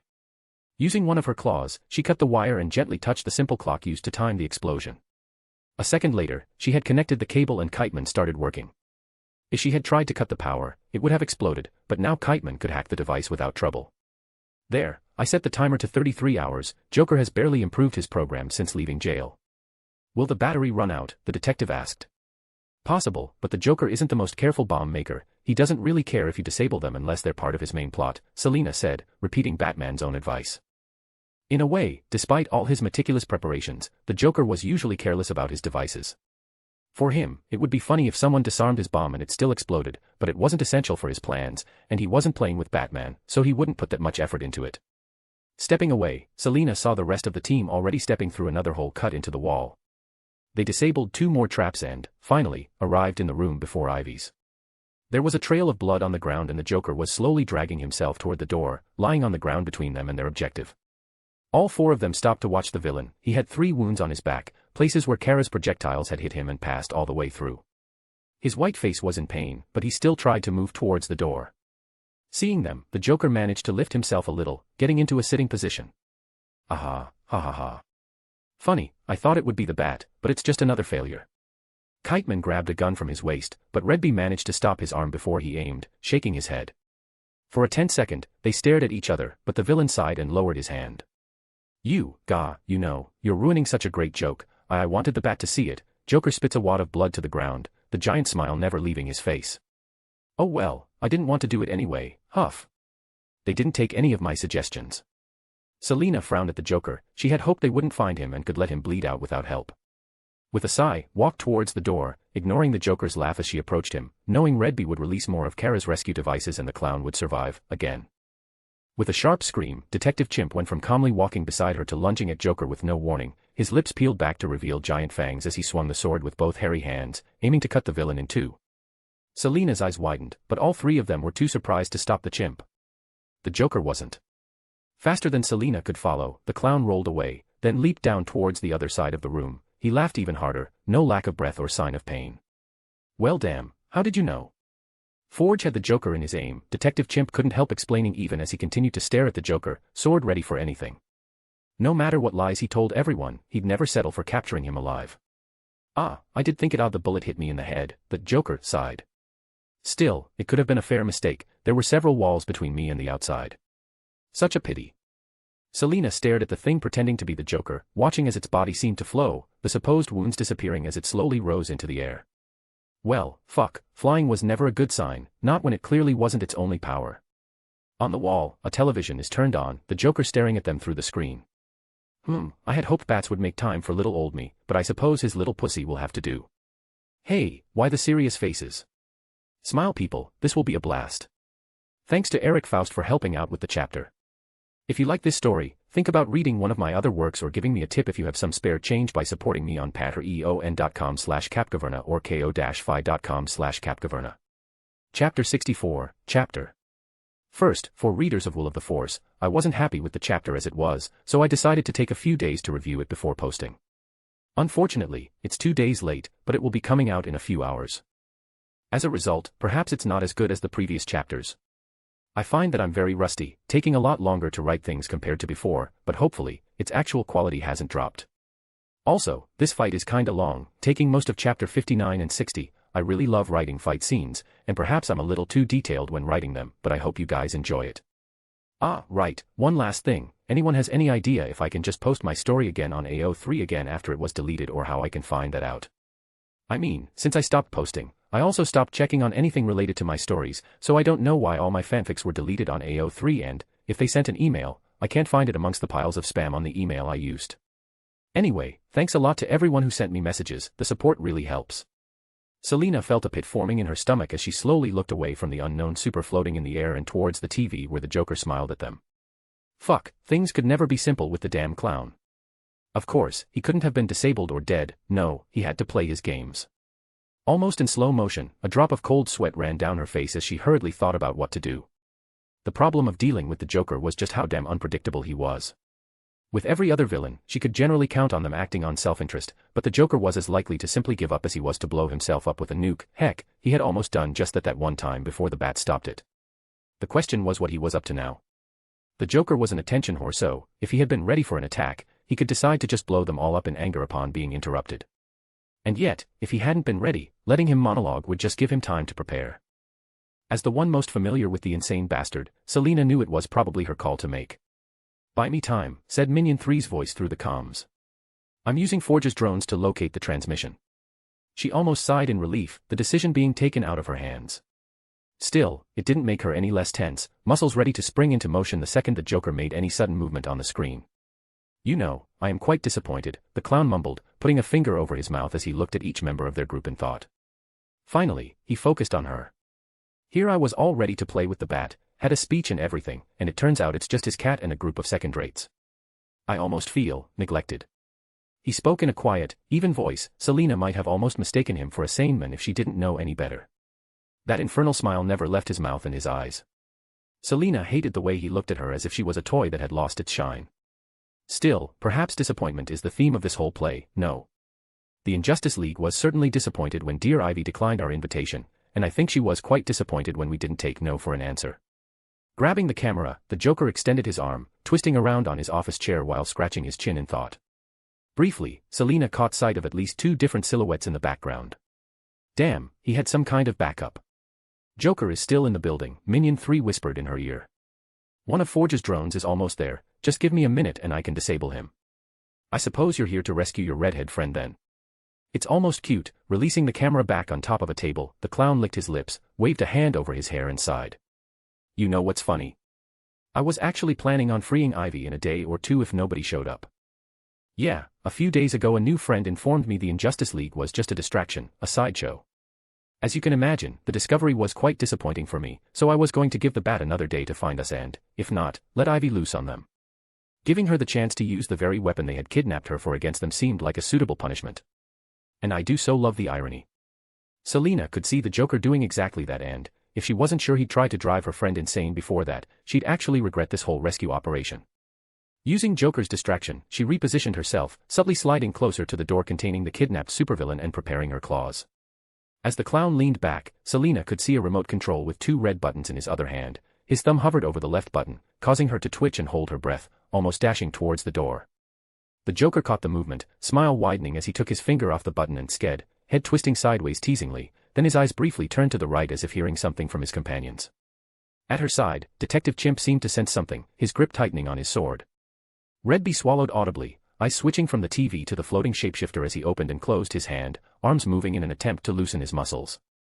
Kiteman himself was ignoring the clown, face turned towards where Ivy was, eyes moving up and down the door frame looking for traps, but Selina could see the way the clown's voice was getting on his nerves, the barely contained rage under his green mask. Almost there, Minion 3 said. Disappointment. The Joker continued, mad eyes refocusing on her face. You know, my father used to tell me disappointment was just our way of adjusting to reality after discovering things weren't the way we thought they were. So, in a way, it's a good thing, enlightening even. Got him. Minion 3 almost yelled. The second she heard his words, Selina exploded into motion, looking away from the TV and rushing at the door, Kiteman following closely behind. Behind her, she heard the telltale sound of one of Forge's drones self-destructing and taking out everything in a few meters around itself. She really hoped her backup had killed the damn clown, but she didn't dare stop. Enough, said a deep, refined voice from outside the camera's view. They've already found your location, finish this now. Should I help? Yet another man said with eagerness. I am kinda bored, a good fight could be just what I need. No, the first voice answered. We have interfered enough. Amusing effect, came a female voice. I almost couldn't contain it. I recognize the technology, said a mechanical voice. It's from the same source that attacked my father's laboratory, I'll have to analyze it later. Fuck. Minion 3 summarized. They've neutralized all the drones. Selina reached the door, only briefly glancing at the still floating super before starting to disable the trap there, Kiteman kneeling behind her and doing the same. Fine, it's not as fun without the bat anyway, the Joker mumbled, not at all affected by the assassination attempt. Oh, I see you're already trying to rescue your friend. I'm afraid I'm gonna have to disappoint. You can thank me later. Selina cursed, she hadn't managed to open the damn lock and it opened outward, they couldn't just kick it in. Kiteman cut another simple tripwire and pulled her away from the door. Activating some kind of shield, he picked a metal piece from his kite backpack and used it as a pry bar. Selina braced herself, but, as the door started to break, nothing happened. Taking a breath, she looked at the TV. Huh. The Joker seemed as surprised as she was. Looking at the remote, he hit it twice and tried pressing the button again before looking at Detective Chimp with narrowed eyes and sighing. Guess someone messed with the ritual points. Fine, we're not going international yet. No matter, we'll go with the backup plan. Kill them, will you? Behind her, the flying super attacked, moving with a speed and confidence that betrayed further powers. Redby reacted. In a move worthy of the Bat himself, he refused to block the incoming punch and instead managed to use the man's own momentum to flip him, sending him flying over and through a wall, then another and another. Damn, I didn't think that would work. The hero shouted, already massaging a bruised wrist from the move. With a loud crack, Kiteman managed to break the door. Hell yeah. Wood splinters flew at his shield, followed closely behind by a cloud of green gas. On reflex, he put a hand over his nose, but a device on his mask had already covered it. Crackling madly, the Joker pressed the second button on his remote. Immediately, Selina felt a wave of power exploding from the room. Looking inside, she saw Ivy tied to a chair in the middle of a magical circle burning with sickly green flames, the cursed power making it glow brighter and brighter, starting to consume her from the feet up at an alarming rate. She extended her claws, rushing at the magical circle. Selina didn't know any magic herself, nor did she have much knowledge on how to neutralize its effects, but, thankfully, she didn't need to. When Selina had first completed her deal with Kara, she hadn't been entirely truthful. Yes, she had sold the majority of the nth metal to the Kryptonian, but she couldn't resist keeping a smaller piece for herself. Scratching at the floor, she caused green sparks to fly from the magical circle as the small amount of the alien metal in her claws interacted with the magic, the flames started to flicker. Kiteman didn't wait, ignoring the flames as he leaped into the half-destroyed circle and lifted Ivy up, chair and all. Some flames climbed to her legs, almost reaching her waist, but Selina grabbed them and her gloves snuffed out the magic. Unfortunately, whatever trap the Joker had activated wasn't so simply dismissed. Ivy's legs were still burned, looking moist and red, with large blisters starting to form under her skin. Worse, whatever magic had been activated seemed to have entered her body. Her veins started pulsating in her flesh, red lines appearing on her green complexion, rapidly spreading through her body. Ivy's body convulsed on the chair, muscles tensing with pain as Selina desperately tried to block the magic with the only means she had. It wasn't working. Behind them, the flames started to overflow from where she had cut the circle and, as they rushed out of the room, the entire floor seemed to implode, a column of fire burning downward several floors until it reached the ground. Briefly looking down, Selina didn't see the ground but a gaping void from where the flames constantly spilled out. Inside the flame, humanoid things tried to crawl up but seemed unable to. The fire had also damaged several containers stored on the ground floor, green fumes spilling out and interacting with the magic there before dispersing into the air. "Activate your masks." She yelled into the comms and rushed out of the room, only to stop dead. The shapeshifter broke through a wall, eyes shining with greenish light as he took in the situation. He still had a large grin still on his shapeless face, but his angry posture told a different story. "Can you fight him?" Detective Chimp asked Redby, readying his sword.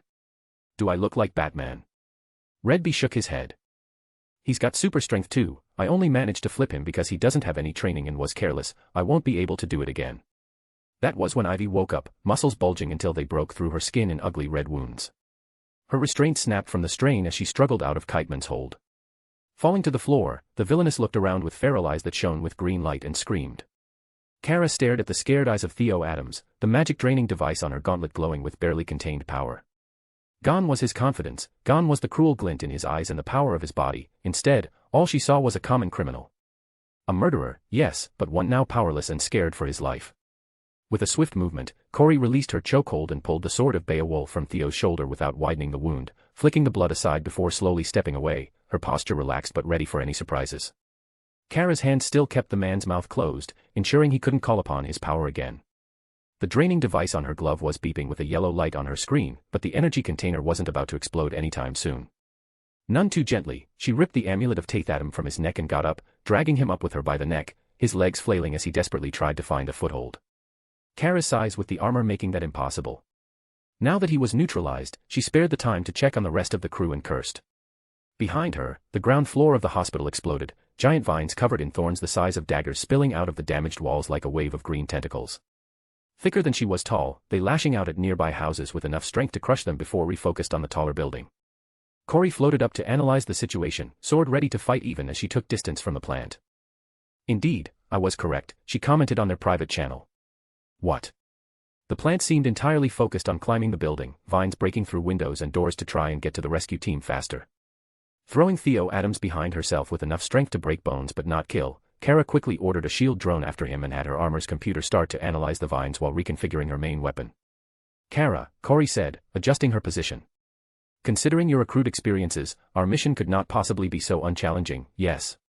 I was entirely correct in coming with you. Come on, not everything I do goes to hell." Professor Morrow's raid turned out fine.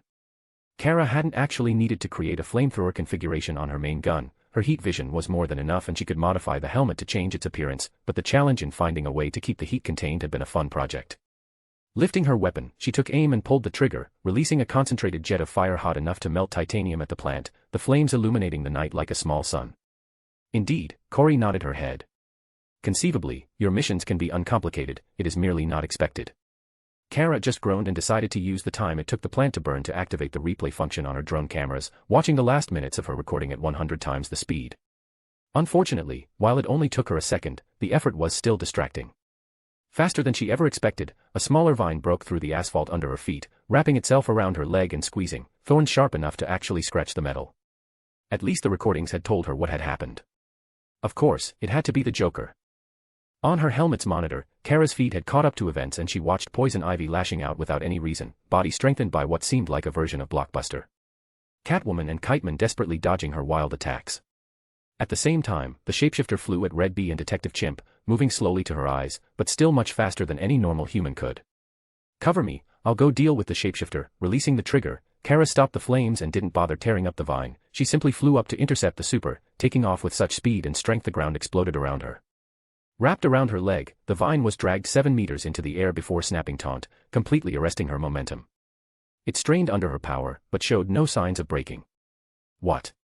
With wide eyes, Kara looked at the thin vine. The thorns hadn't completely destroyed her armor, but they had cut halfway through her plate and one had even damaged the ankle joint, actually managing to hit her prosthetic leg. Thankfully, the casing there was even more resistant than her armor, but Kara hated that it had been breached in the first place. With Black Adam dealt with and Votan being handled by the Shade, she had let her guard down. It also seems like her use of fire had not been as effective as she first thought, only serving to attract the main plant's attention, the vast majority of vines now focusing on her, blocking her direct path. Kara didn't have time for this. While she trusted the rescue team to handle any single strong enemy, they weren't ready to fight both Ivy and someone that fast. Behind her, Corey attacked, blade flashing as it cut through the vine gripping Kara's leg, green sap spraying wildly. Kara looked back up and restarted her flight, but she already knew she wouldn't make it in time anymore. No. A bullet tore through the building, moving much faster than even she could, Minion 3 having used her cameras to aim his railgun from his hidden position on the rooftop. On the screen of her helmet, Kara watched the projectile hit the flying super on the right side of his chest with a small entry wound and explode out of his back, blood painting the room red. It didn't kill the still grinning man, didn't even delay him too much, the wound immediately starting to close, but the surprise allowed Bobo to attack, Sword of Night descending on the villain's skull. Flying to the side, the shapeshifter couldn't dodge completely, losing an arm to the blow. From his hiding position, Minion 3 started shooting as fast as he could without sacrificing precision, reinforced bullets hitting the building one after another and giving the rescue team a fighting chance. Then Kara couldn't spare the focus anymore, several dozen thin vines growing from the thicker ones and attacking her like super strong whips, covering the sky with attacks that almost matched her speed. She dodged and weaved between them while ordering her shoulder gun to open fire at the vines, but her bullets only served to divert them, not damaging even the thinnest ones. Unable to determine plant species, blockbuster variant detected, her computer warned as it finalized its analysis of the towering mutant fighting her. Technological signal detected, analysis match Justice League database for ultrahumanite. Magical residue detected, sample superficially matches ones obtained from demonic entity Vortigar. Fuck, Kara didn't remember the Injustice League using demonic magic. She hated magic. Dodging another whip-like vine, she grabbed it and used the nth metal in her gauntlet to snap it, the vine breaking with only some resistance. Still more than any other plant on Earth, but nowhere near their previous invulnerability. So it was infernal magic that made them nearly invulnerable. Only a moment later, she saw the same vine splitting into two before continuing to attack her. Around her, Corey intercepted another 5 strikes, using the sword of Beowulf to overcome the vine's magical properties, buying Kara a precious second to think but creating more of the damn things. With some breathing room, she took back control on her teleport guns and test-fired twice. Despite the damage it had suffered, her weapon still refused to work inside the damn hospital, but the plant was a different story, its magic seeming to come from a different source. The Kryptonian gave a command, the targeting solution on her weapon shooting the vine as fast as they could, tearing several meter-wide holes out of the plant every second, aiming for the larger vines to delay its splitting. After only a couple of seconds, it started regenerating almost as fast as it was damaged, because of course, it could regenerate too. Then the 3 largest vines twisted around each other in a trunk-like shape, creating a much bigger target, but one her weapons couldn't destroy in a single shoot. Large bumps forming all along its length. It was adapting to attacks, wasn't it? Taking the chance to glance at her computer's analysis of ultrahumanite's signal, the Kryptonian realized it was a control system for the plant, one that was actively being used, probably by the Joker. It meant she couldn't exfiltrate the rescue team without winning the fight. Yes, the plant couldn't get through her armor in a single strike, but the others were far less protected, and the thing was fast enough she didn't think she could save them all. Perhaps if there was only 1 or 2 she'd try, but not so many. No, it was better not to give the Joker a reason to start targeting them. Could she interfere with the signal or, better yet, take control? Probably, but ultrahumanite was good enough it would take her at least a minute, if she was lucky. If not, she could spend weeks on the freaking thing. Damn, Kara trusted Detective Chimp, Green Arrow and, to a certain extent, Catwoman, but only one of them was a fighter. She doubted they could subdue Ivy and the Super even with Kiteman and Red Bee helping. Dodging another small vine, Kara saw one of the lumps on the main trunk blossoming into a giant, purple flower, the center spewing out jets of green spores straight at her. Narrowing her eyes, she watched as a few spores hit her armor, immediately sprouting and starting to spread, searching for any joints or gaps. One found her damaged ankle joint. Kara's screen flashed red, the alarm warning her of the spore eating through the synthetic skin there and, not finding flesh, starting to climb up the casing of her prosthetic towards her thigh.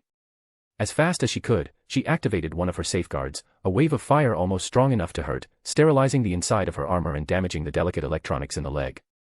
Thankfully, the spore wasn't as resistant to the element as the vine, being reduced to ash together with part of her pants. Damn, Kara didn't think these plants had airborne, flesh-eating spores in the show. Yes, her skin should shrug off the spore but by Rao, she didn't want to test it, not with how magically empowered the original plant was. Just how far could those spores spread? They had made sure there were no civilians around for several blocks, but the wind was strong. A command later and a new cloud of drones was released from her back, immediately starting to burn the spores. Thank Rao the area around the hospital had already been empty, and Kara had seen the closest civilians fleeing even further away when the fighting started, but it was only a matter of time. She had to finish things fast. A scream of pain drew her attention back to the situation inside the building. Detective Chimp and Redby were still managing to fend off the grinning men, but Kiteman wasn't exactly as skilled.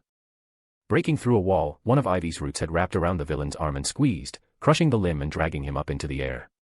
Another root sneaked through the ground and shot up, aiming for his chest. Catwoman interfered, using her claws to cut through it, but Ivy just sent more and more until she too was overwhelmed, 3 roots spearing through her body and pinning her to the wall. Damn it. There were too many things to focus on even for her. The shadows arrived from behind Kara like a wave, washing through her position, flowing through the vines and seeping into the building through every window. They cut through Ivy's roots and then condensed into the shade, cane, and top hat intact. He stood in front of Catwoman and gave her a critical look. "Pardon me," the man said, his shadow stretching through the room in every direction. "I would have arrived earlier, but I was overly cautious with Votan, only later realizing the magical ritual was not his to enact." Catwoman only grunted, in too much pain to talk. Ivy attacked again, stake-like roots growing from her very skin and flying at them both in a wave of spikes. In one fluid motion, the shade gathered Catwoman carefully into his arms and stepped aside. The wave of roots hit the shadow behind him and disappeared inside. A second later, they reappeared under the grinning man, rising from his own shadow and spearing through the super before smashing him into the ceiling. With a thundering noise, the ground in a perimeter around the main building cracked, 7 giant stalks rising from the ground a block away from the hospital and immediately starting to sprout their own flowers that spewed spores towards the rest of the city. Kara swore she could hear the Joker laughing under the building. Taking a breath, she flew back and briefly closed her eyes, focusing hard. She had to get rid of the plant before the effects spread. The problem was it was just too strong for her to just throw it into the sun. She couldn't keep spreading her forces like this. Eyes snapping open, she spoke. "We're regrouping. Shade, get them out of there. Fatale, give me an opening." Corey exploded into action, flying straight at the plant while her sword flashed with skill and precision Kara couldn't match even at full power. In a second, she had overcome the plant's regeneration, opening a path for her. Kara moved, using her armor's thrusters to enhance her own flight speed. The plant's main trunk tried to intercept her, but it was too slow. She entered the building through a wall, ignoring metal and brick to move in a straight line without losing any momentum. Impossibly, Ivy herself started to react to the incoming missile. Whatever power had infected the villainess and driven her insane also gave her enough of a boost to almost stand a chance, almost. Kara exploded through the floor, her hand extended as she grabbed Ivy by the shoulder. Instead of flesh, her gauntlet grasped protective bark, but it didn't matter. Keeping her momentum, she pulled the villain to her chest and wrapped an arm protectively around her waist. Non-magically reinforced vines grew from Ivy's legs and attempted to root her to the floor, but the concrete wasn't strong enough to resist the pull. As she continued through the building, Kara watched the shadows move in the room, converging on the rest of the team and wrapping around them, making them sink into the darkness before the shade teleported away. They broke through the other side of the hospital only a moment before the main plant attacked, destroying the floor where the team had been in a wild flurry of vines. Kara could hear the grinning man screaming as the attack hit him, but she doubted he was dead. Ivy continued to struggle. Vines grew from her enhanced body and surrounded Kara's armor, attempting to squeeze her to death, but they lacked the sheer magical might of the main root and, feral as she was, Ivy wasn't even trying to come up with an alternative. Below them, the main plant completely demolished the hospital, revealing thousands of branches and vines that quickly started growing towards more populated areas. Even worse, Kara had already started to hear police sirens and helicopters coming towards their location. Now outside the building, Kara called one of her teleport platforms and, before Ivy could resist, she shoved the villain on top of it, sending her straight into a stasis pod. A second later she remote-activated a dimensional lock around the pod for good measure. The Shade and all 4 of the rescue team appeared beside Minion 3. Kiteman had passed out, but Catwoman was still hanging in despite 3 roots still piercing her body. Kara landed on the building and, a second later, Corey landed beside her, armor filled with scratches but otherwise unhurt. "Shade, can you get rid of the plant?" "Ordinarily, I would simply consign it to the Shadowlands," he said, putting both hands on top of his cane and looking at the botanical horror. "Unfortunately, I sense a connection not unlike my own feeding it power, enough to resist any such attempt." "There's a portal," Catwoman managed to say through the pain. "It's, on the underground floor and spreading some kind of green smoke." Looking at the woman, Kara noticed her veins starting to bulge where the roots had pierced her costume. Whatever had affected Ivy started to change her too. Moving towards her in a flash, Kara changed the energy container on her glove, put the used one on her hip, and laid a hand over the wounds, activating the magic draining device again. It worked, immediately consuming whatever had infected her without much trouble. Breathing a sigh of relief, she got up and looked at the still-growing flower. Her rescue mission had been a success, but she wasn't cruel enough to just leave, and the Joker was still there anyway. Did anyone recognize any of Joker's new allies? She asked. I did, Detective Chimp said. Although we're not exactly on speaking terms, I have dealt with Circe before. Fuck, I think one of them was Major Force. Minion 3 said. Kara couldn't agree more. Alright, there was probably a portal to hell under the thrice-damned flower, the Joker was controlling it and at least one ancient demigoddess was backing him, probably some kind of demon too. Circe wasn't known as an expert in infernal magic after all, this was starting to give her a headache. Looking at the plant's progress, she finally saw what the damn spores did. They hadn't reached any humans, but one had managed to infect a hiding rat. The spore had burrowed under the creature's skin in a second, the rodent squawking with pain before stalks broke through its eyes from the inside and its muscles bulged, immediately starting to follow the vines towards the city. Then it disappeared, hit by one of her teleport guns and condensed into a capsule together with some esplant. Blockbuster enhanced zombies, figures. Contact the League, she said to Minion 3.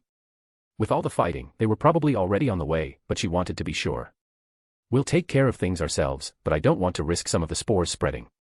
Moving faster than the human eye could see, Kara detached the magic draining device from her gauntlet and attached it under her chest place, activating safeguards that meant even her cousin couldn't rip it off too fast and set it to activate in 3 minutes. That should be enough.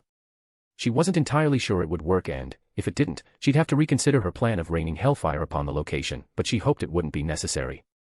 Time for Plan D. Detaching the full energy container from her hip, she pressed it against the amulet of Taith Adam and discharged the magic back while screaming. Shazam. Thanks to Eric Faust for helping out with the chapter. If you like this story, think about reading one of my other works or giving me a tip if you have some spare change by supporting me on patreon.com/capcaverna or ko-fi.com/capcaverna. Chapter 65, Chapter Shazam. The lightning bolt struck their armor, electricity coursing through their body and charging it with the light of Aiden. Kara/Taith Adam felt a wave of energy granting their every cell more power than they had ever experienced, almost too much to bear. The blessing of the gods filled them to the brim. Shu, Horus, Ammonius, Zehudi, Aten, and Mehen empowered their new form, turning the mighty but still mortal frame of a Kryptonian into a champion capable of facing even the strongest of unnatural creatures. They were confused and angry, their minds still half asleep after so long locked inside the amulet, betrayed by someone they trusted. They were frustrated, watching the infernal flower spread through the streets, almost covering another block with its roots and vines. They were disgusted, losing a fight against only 2 people, one of whom was only moderately skilled. They were better than that, much better. They were anxious, struggling to separate their minds and afraid of what would happen if the device on their chest couldn't drain the power of Aiden away from their bodies once more. Almost unconsciously, their hand reached towards the device, ready to rip it out of the armor/wanting to make sure it was still attached. With all the safeguards, it would remain in place for a few minutes even if they tried. For a second, Kara's mind struggled with Taith Adam's, their wills clashing for control over their body. However, his soul was still weak from millennia of being locked away and, with Kara's telepathic blocker helping separate their thoughts, he quickly fell back into his dreamless slumber. Kara stumbled, the jarring feeling of being alone in her head once more causing a momentary imbalance. Taking a single step back, she regained control and stretched her new muscles. Her armor had remained as intact as it had been before, only the symbol of a lightning bolt on its chest indicating the change, but her body had certainly transformed, reaching a peak of power she hadn't even thought possible. But how?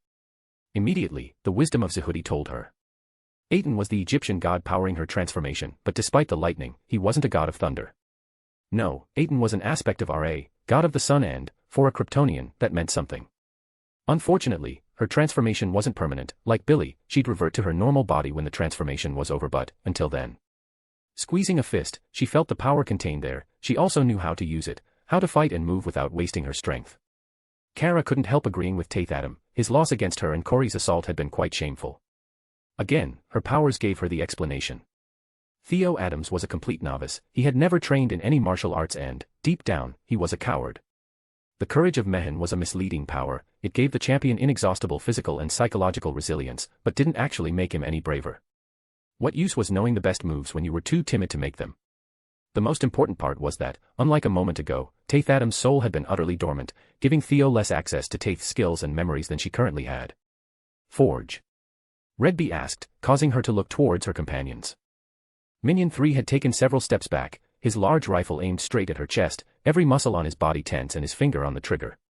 Detective Chimp and Red Bee were also tense, ready for a fight while attempting to protect Catwoman and a still unconscious Kiteman. Even the Shade seemed slightly tense for the first time, although he hadn't stepped away from her.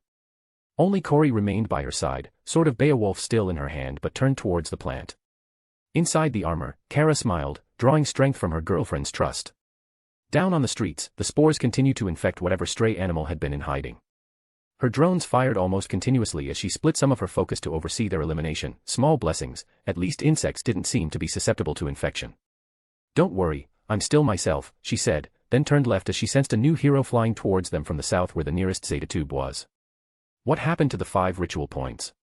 I may not know how to fully disrupt the ritual, especially without warning the caster, Detective Chimp said, sitting down on the roof. But I know enough to throw a spanner in the works. Kara immediately understood, both the wisdom of Zehudi and the power of Aiden giving her some rudimentary knowledge of magic. The detective had left the 5 ritual sites intact and, if properly activated, they would still feed power to the infernal portal. But they had never received the order to activate. The detective had damaged that part, and only that part, of the ritual before the attack happened. It could easily be fixed, as long as the caster knew what had gone wrong and could reforge the connection. How long will it take to restore the connection? Probably another minute, less if someone is helping Cersei, but she'll need to concentrate. More than enough. Martian Manhunter should be here soon. Fatale and I will deal with the flower's source of power, keep it away from civilians until then. Before her borrowed empowerment, Kara would have said more, tried to micromanage things, but the new powers allowed her to know better. Her team was experienced, they didn't need her to tell them what to do. Corey gave her a nod and adjusted her grip, she was ready. Kara exploded into motion, launching herself towards the main plant faster than she had ever moved while inside the planet's atmosphere, her newfound control making sure she didn't damage the world around her.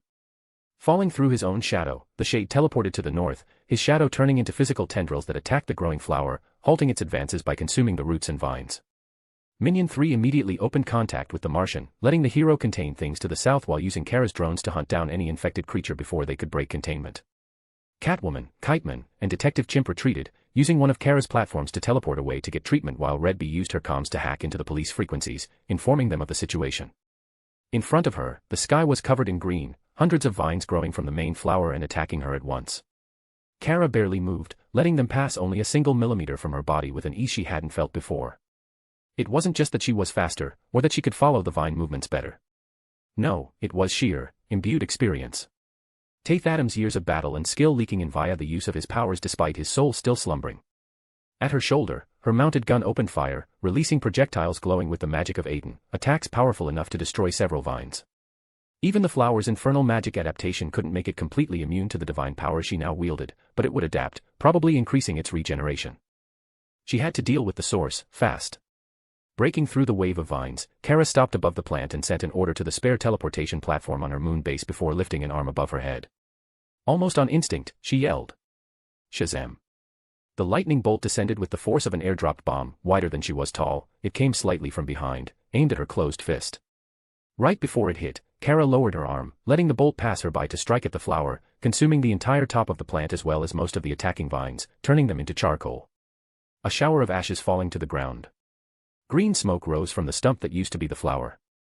Unfortunately, the main trunk was already too big and too resistant to suffer more than cosmetic damage, starting to regenerate as soon as the attack was finished, the charred husk cracking audibly as new green stalks started to grow upwards from the remains. Just below her, Corey took the opening to fly at the hospital ruins, her body turning into a whirlwind of slashes as she cut her way through the remaining vines and straight toward the Joker's location. Kara knew they didn't have time to waste but, wow, couldn't she wait a second? Seeing her girlfriend charge at a team of dangerous villains left her incredibly anxious. The teleportation platform finally arrived at her side, 2 square metal blocks sitting atop it, one of the few devices complicated enough she couldn't just replicate with her nanomachines on site. Without losing even a second, Kara threw the boxes to either side of the plant's trunk with a wave of her hand and dropped, wanting to catch up with Corey before she reached the clown and his cohort. She flew between the regenerating stump, moving straight towards where her new magic senses told her the infernal portal was. Behind her, a field of energy sprouted between her 2 devices, enveloping the larger part of the stump and halting its regeneration. Kara's dimensional locks worked by separating the part of the world they enveloped from the rest of the dimension, keeping it in place and blocking anything outside from affecting the location. The field also served to block the infernal magic feeding the plant, and the signal Joker was using to control it. A pity she didn't have enough spares to envelop the entire plant, but this should delay the flower's spread. Another blast of power from her shoulder gun allowed Kara to fly through one of the upper routes, reaching the space directly under the hospital. The underground parking lot wasn't completely destroyed, but the plant had grown between the concrete and gravel, turning it into a dark maze of half-destroyed building materials and roots. Ahead of her, she saw the flicker of green flames coming from a section that had collapsed into the second garage, hundreds of thinner roots greedily absorbing the flames and pulsating with magic. The edges of the collapsed area exploded outwards, asphalt flying everywhere as Corey came flying back out, the sword of Beowulf missing from her hand. Protected by the armor, she broke through several thinner roots before her back bounced against a larger one and she started to fall again. Kara felt the familiar rage. How dare they? Her vision gained a slightly red tint, but it was a cold, calculating thing, the courage of Mehan granting her the resilience to maintain her self-control. Instead, Kara just growled, her helmet blazing with barely contained energy as she flashed to her girlfriend's side and caught her descent, putting an arm around her waist to support her until she regained control of her flight. Telepath, Corey gasped, taking a second to adjust her feelings. Are you all right? It was challenging. To use my powers, too much pain to feel contrary-wise, Corey managed to say while trying to steady herself. Then her voice gained strength and Kara could almost see the smile under her helmet. The enchantress has been delayed. Kara squeezed her waist, making sure she could float on her own before finally focusing on her enemies. The villains were standing around the infernal portal on the floor, almost 10 meters wide. Its edges were covered in green flames while several thinner roots grew inwards, pulsating with unholy power. A green mist floated all over the entire underground floor, giving it an eerie look while starting to leak upwards. The Joker looked nothing like she remembered from the show. Smaller than she expected, he had disheveled shoulder-length green hair, black eyeliner giving him a sinister look and the characteristic red mouth only served to highlight badly healed scars of a Glasgow smile. His hands moved through the air as if playing the piano, delicate electronics covering his black leather gloves and controlling the movements of the plant above them. To his left, Circe floated back. Running a hand through her form-fitting green dress, she frowned at one of her damaged sleeves before noticing the large cut on her cheek, blood starting to leak down her face, making her eyes glow with anger. In front of her, Major Force gathered himself. Using the back of his hand to wipe his mouth, he pushed against the floor and got back to his feet before spitting a piece of asphalt back to the ground, a smile on his face. As tall as her cousin and capable of matching him in strength, the man was a mountain of muscle, body covered in a gleaming metallic shell, his head and chest painted red while the rest was yellow. By his side, Red Volcano pulled the sword of Beowulf off his chest, the artifact rejecting his touch and falling to the ground shortly after. The android followed the same designs as his siblings, only bulkier, red lines running through his robotic body, his head surrounded by a halo of heat that distorted the air. Finally, towering behind the Joker, arms crossed in an unamused stance was a giant gorilla, body filled with the telltale signs of Blockbuster. For a second, Kara couldn't place him. DC had far too many intelligent apes, but then their eyes met and she saw the intelligence there. Gorilla Grodd. Every single one of them was a heavy hitter. Villains powerful enough to threaten the Justice League with the right planning. Wow, this was going to be hard. Ordinarily, Kara would have made a tactical retreat. She wasn't ready to face such a lineup of villains even if she had brought her heaviest armor. But now she felt confident. For a full second, they just stood there regarding each other, then the Joker stopped moving his fingers, leaned back on the chair inside, finally looking up. Waving a gloved hand through his hair, the clown licked his lip and sucked in a breath. I suppose congratulations are in order, good job rescuing dear Ivy, mockingly, he clapped 3 times and then smiled wider.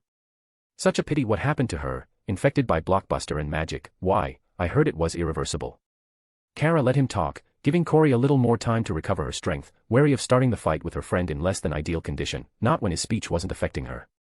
She supposed the Joker's little act was meant to cause anger, but she didn't know Poison Ivy all that well, and her Cadmus personnel were already working on reversing the effects of Blockbuster. She has an impressive healing factor, you know, perhaps she can overcome the infection. It certainly made torturing her into compliance a frustrating experience, the scars just kept regenerating, you see. Now that she was standing in front of the Joker, Kara couldn't help wondering if killing him was the right move. It seemed too easy an out for him. She must have changed her posture because the Joker seemed to notice he had affected her and turned his head sideways. Would you like to know how long it took for her to break? Do you think your little girlfriend can last longer? Staring directly at the clown, Kara decided she was right, death was definitely too easy for him, and he was known to trick his way out of his eternal punishment anyway, repeatedly. No, if she wanted something done right, it was better to do it herself. She knew of several beings who had their own personal hellish dimensions, how hard could it be to build one herself? Kara's armor screamed, her telepathic blocker far from enough to defend against Grodd's mental assault, the device exploded inside her helmet and the pain hit her, needles seeming to pierce her entire body. Instead of flinching, Kara attacked. Wearing her rage like a shield, she trusted the courage of Mehan to keep her in the fight and flew straight at Grodd. Her shoulder gun opened fire aimed at the Joker's head, the stream of bullets bouncing against a floating spell circle. Circe frowned, one hand extended to keep the magical shield from breaking under the constant hail of projectiles, while the other made a wave, transfiguring a giant hand from the wall that grasped towards Kara. The Joker laughed unconcerned, a sound that started normal but quickly descended into a mad, uncontrolled crackle, his fingers starting to move again. Major Force leaped at her, both hands glowing with power. Actually matching her speed, he punched out like a boxer, aiming straight for Kara's head. Without losing momentum, Kara flew between the stone hand's fingers, too fast for the spell before meeting Major Force head-on. Catching his fist, she watched his eyes widen as she twisted his glowing hand to the side and countered with a punch to the kidney, the impact sending a shockwave that pushed the green mist away from her location. Major Force coughed, starting to fly back down but, before he could, Kara adjusted her grip and pulled him back while using her other hand to lift the man over her head and throw him straight up. Shazam! The lightning came down on her head, striking the villain on the back and making him scream before dispersing into smaller bolts of electricity that illuminated the entire underground floor. From below, Red Volcano stomped the ground, sending a large piece of asphalt flying up at her, the material starting to melt from the heat of his thermokinesis. Corey attacked, coming right behind the lightning bolt. She grabbed Major Force by the back of the head and threw him at the boulder with all her strength. The villain flew down at tremendous speed, hitting the boulder face first and exploding through the asphalt before hitting the bare ground with enough strength to make it shake. Then Corey fell on top of his back, pushing the green mist away with the impact and creating a crater. Momentarily leaving both villains to the woman, Kara shifted her focus and flew straight at Grodd, Circe, and the Joker. All around her, roots started attacking, piercing the ceiling or lifting from the ground to halt her movement, but she was too fast and the Joker was only human. He could somewhat predict her movements, but he simply wasn't fast enough to catch her without overwhelming numbers or a distraction. The pain she was feeling seemed to multiply tenfold, the familiar feeling of nails piercing her skull intensifying so much that she halted midair and cradled her head with both hands, a root wrapping around her arm. Useless, Grodd said in her mind. Why continue to struggle? It's only a matter of time before I get inside your mind, give up and I'll make it painless. A second root wrapped around her leg, then a third gripped her chest and another managed to damage her shoulder gun while she struggled with the mental assault. Behind her, she heard Red Volcano speaking. Access, Black Adam. Damn, he had gotten his hands on Amazo's tech. Taking a deep breath, Kara relaxed, letting the pain pass through her body. She could handle it, she had felt worse. She wasn't about to lose here. Grodd snorted, causing her pain to intensify yet again. It only served to make her angrier. With a scream, she strained her muscles and ripped her way free of the roots, then had to twist aside as Circe blasted a bolt of magic at her previous position. The spell so powerful it burned through the roots and the floors behind them in a straight line before disappearing up into the sky. For the first time, Grodd moved, lifting a hand to his temple, his attack temporarily halted to gather strength. Circe also waved her arms, transfiguring the rubble into hundreds of magically enhanced birds. Kara rushed Grodd, the villain finally struck, but she drowned the new wave of pain with a scream of Shazam that called lightning toward him and forced Circe on the defense again. Unfortunately, the demigoddess was no longer rattled, managing to form a shield with one hand while sending another blast of magic with the other. Kara decided to take the hit. Widening his eyes, the ape roared, sending a blast of telekinesis down at her while uselessly trying to jump away, his movements far too slow. The desperate move didn't stop her, but together with the shield, it saved his life. Kara had been aiming for his head. Instead, her fist broke through the shield and hit his large belly, piercing through his enhanced muscle like it was tissue paper and bursting out of his back. Circe's magic blast hit her on the shoulder before she could finish the job, overcoming her armor's defenses and burning a hole through its metal plates to reach her flesh, the impact sending her flying away from the ape. Twisting midair, Kara dug her fingers into the ground, enhancing it with her protection field, but she still slid 20 meters before stopping. Grodd screamed, mouth open impossibly wide as he instinctively pressed a hand to his belly, trying to keep from bleeding out while he walked towards the portal, in too much pain to continue his mental assault. Staring at Circe, Kara flicked her arm aside, getting rid of Grodd's blood and guts before touching the hole in her armor to check the angry bruise it had left on her skin. Red Volcano came flying between them, metal body bouncing on the ground before hitting one of the garage's support beams and stopping. Unfortunate that I didn't have time to modify Professor Evo's tech, he growled, shaking his head and starting to get up. Access, Voton. Red Volcano just made a mistake. Exploding into motion, Kara dodged another bolt of magic and switched targets, attacking the android before he could recover or change templates into Black Adam again. Red Volcano managed to erect a magical barrier, but Kara punched right through it with her nth metal gauntlet. The impact pushed him back into the support beam with a dent in his armor then, using all her strength, Kara stomped on his head, her greaves caving in his metallic skull with such force it crushed most of it, sending one of his eyes and a lot of electronics flying and smashing his body through the pillar. Flying back, she dodged a third magic blast from Cersei and used another lightning bolt to wipe out her transfigured birds. Sparing a glance to the side, Kara saw Corey fighting Major Force, the villain manifesting metal spikes and using energy blasts to try and hit her friend without much success. But Corey also couldn't close the distance. With a smile, Kara noticed some of her spare drones had finally arrived, descending into the parking lot from the same hole in the ceiling she had used and opening fire upon the Joker. Cersei reacted fast enough to protect him again, an angry look on her face as she knew she'd have to play defense once more. The Joker took a look around and sighed, finally getting up from his chair. Ah, it was fun while it lasted. With grace, he took off his gloves and dropped them on the ground before patting his purple suit. I suppose I should be going. No, he wasn't escaping here.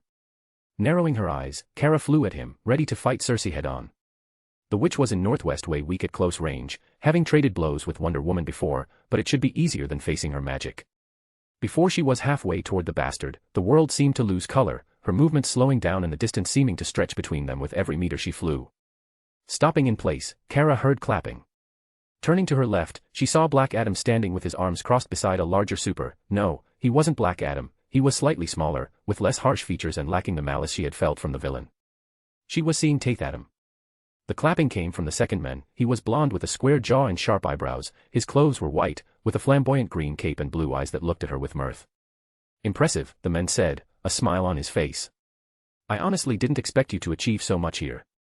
Kara set her computer to analyze the situation before drawing upon the wisdom of Zahudi, but it didn't answer. Somehow, she was isolated from her powers. Glancing at Cersei and Joker, she noticed they hadn't moved, their bodies having gained a gray color.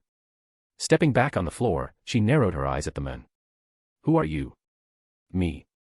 You may call me Naren, he bowed, a kind smile on his face. How about I make you an offer? Briefly, Kara glanced at the infernal portal, the only thing to retain its color inside.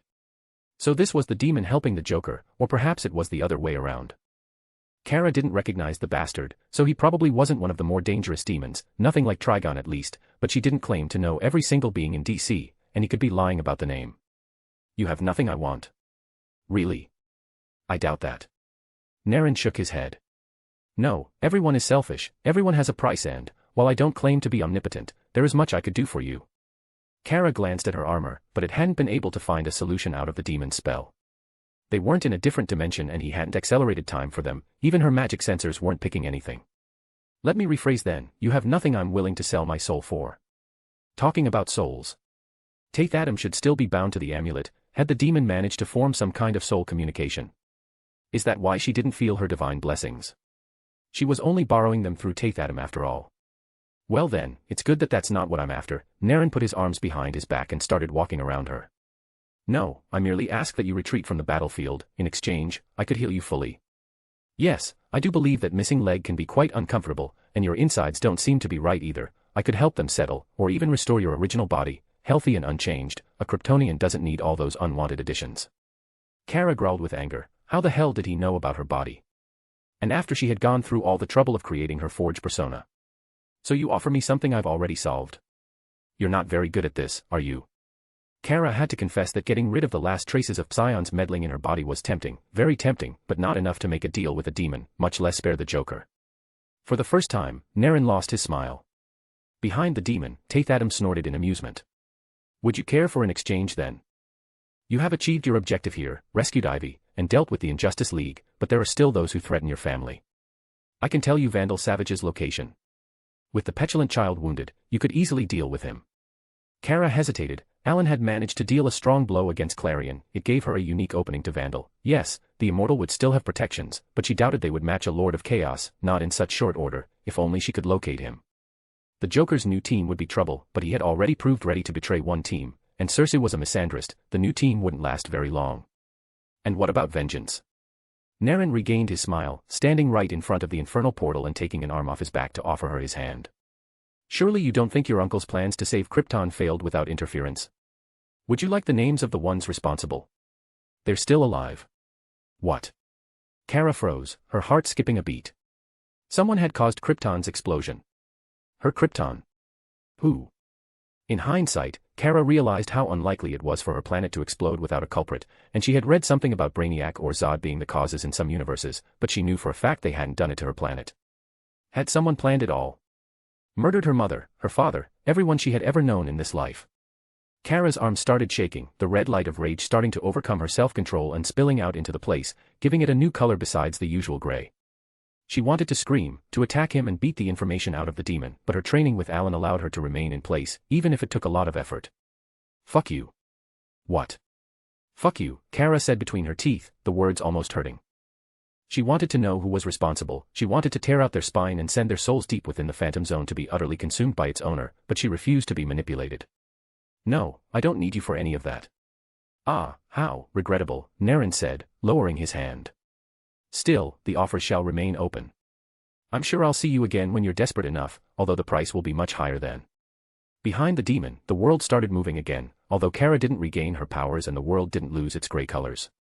Widening her eyes, she realized Naren planned to keep her trapped here anyway, unable to stop the villains from leaving or even help Corey fight them.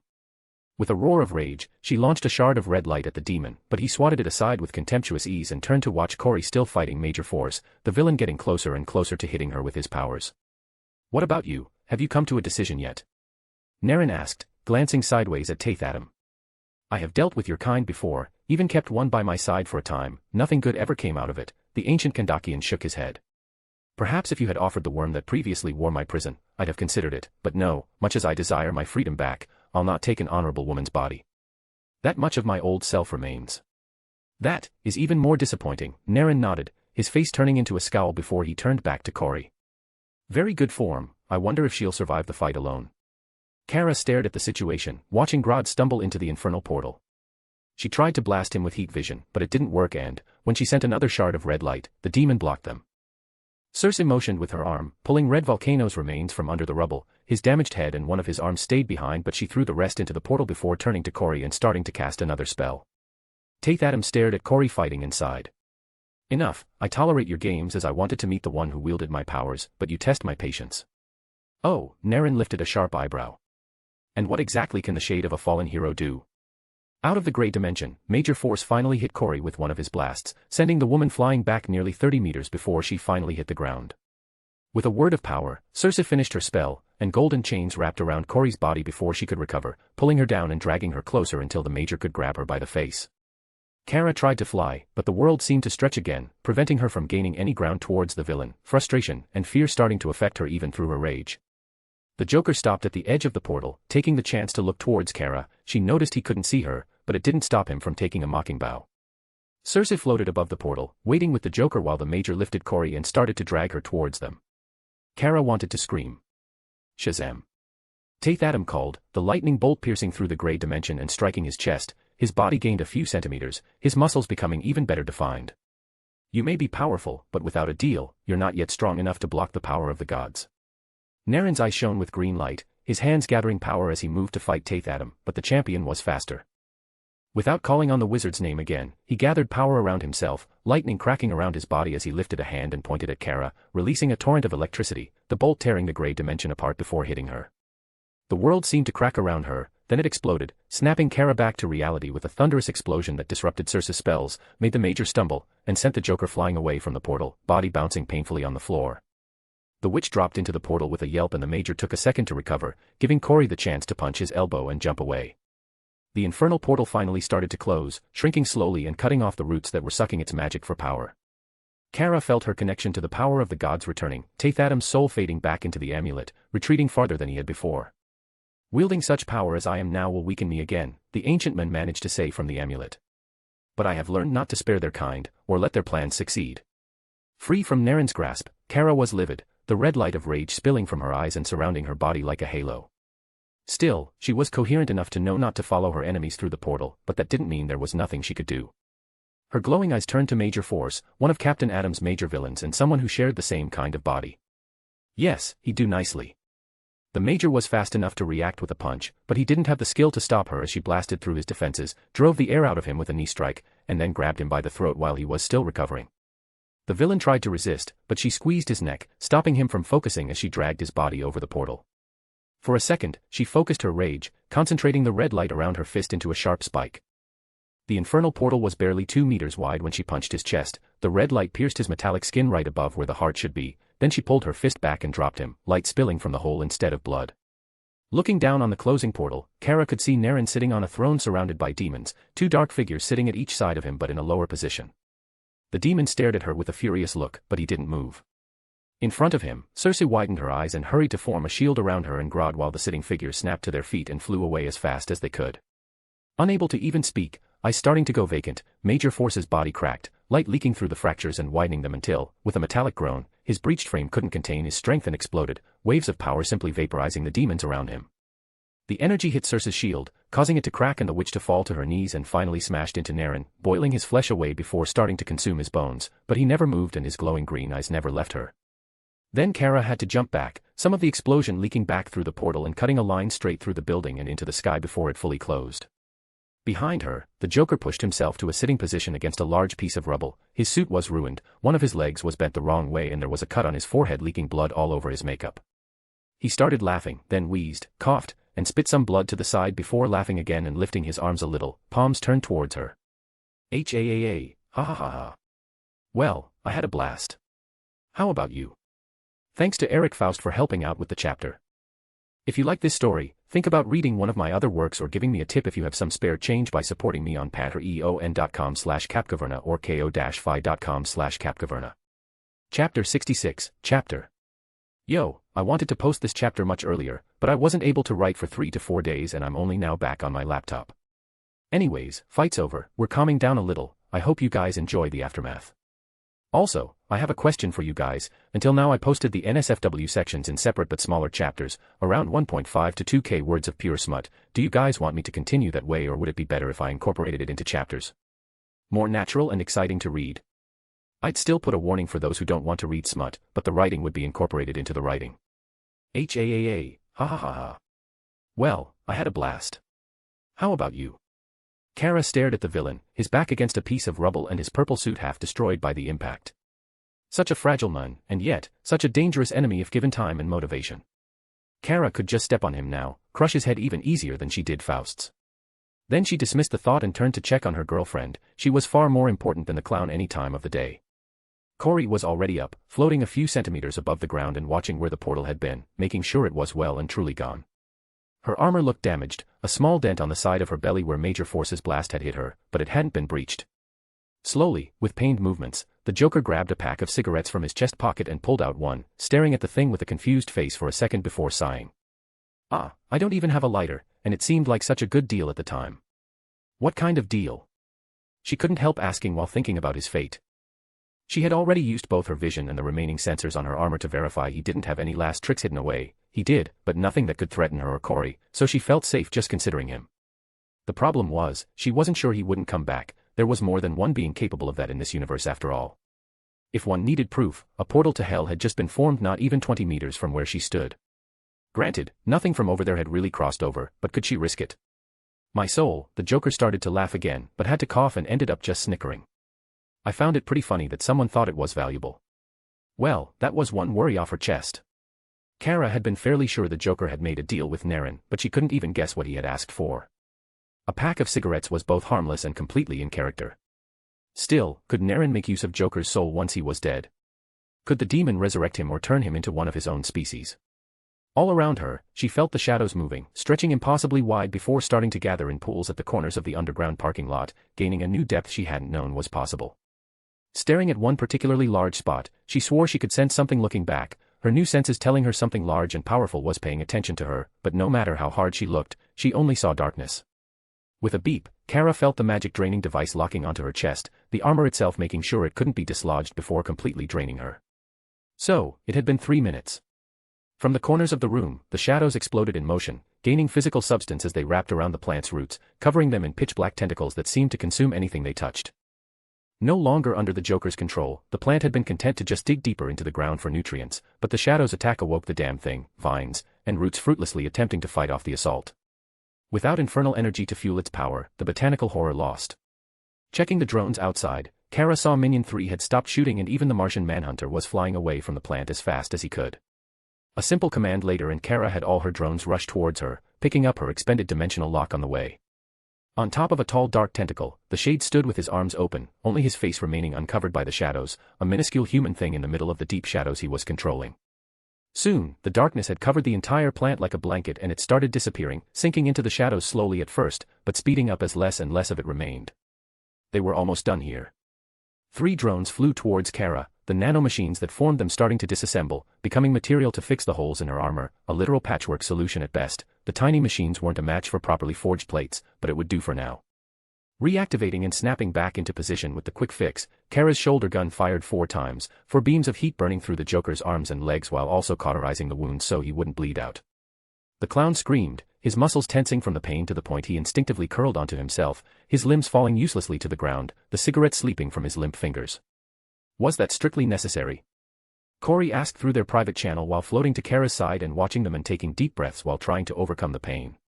There was no reproach on her tone, only genuine curiosity. Unfortunately, Kara said, let's see him do anything without limbs.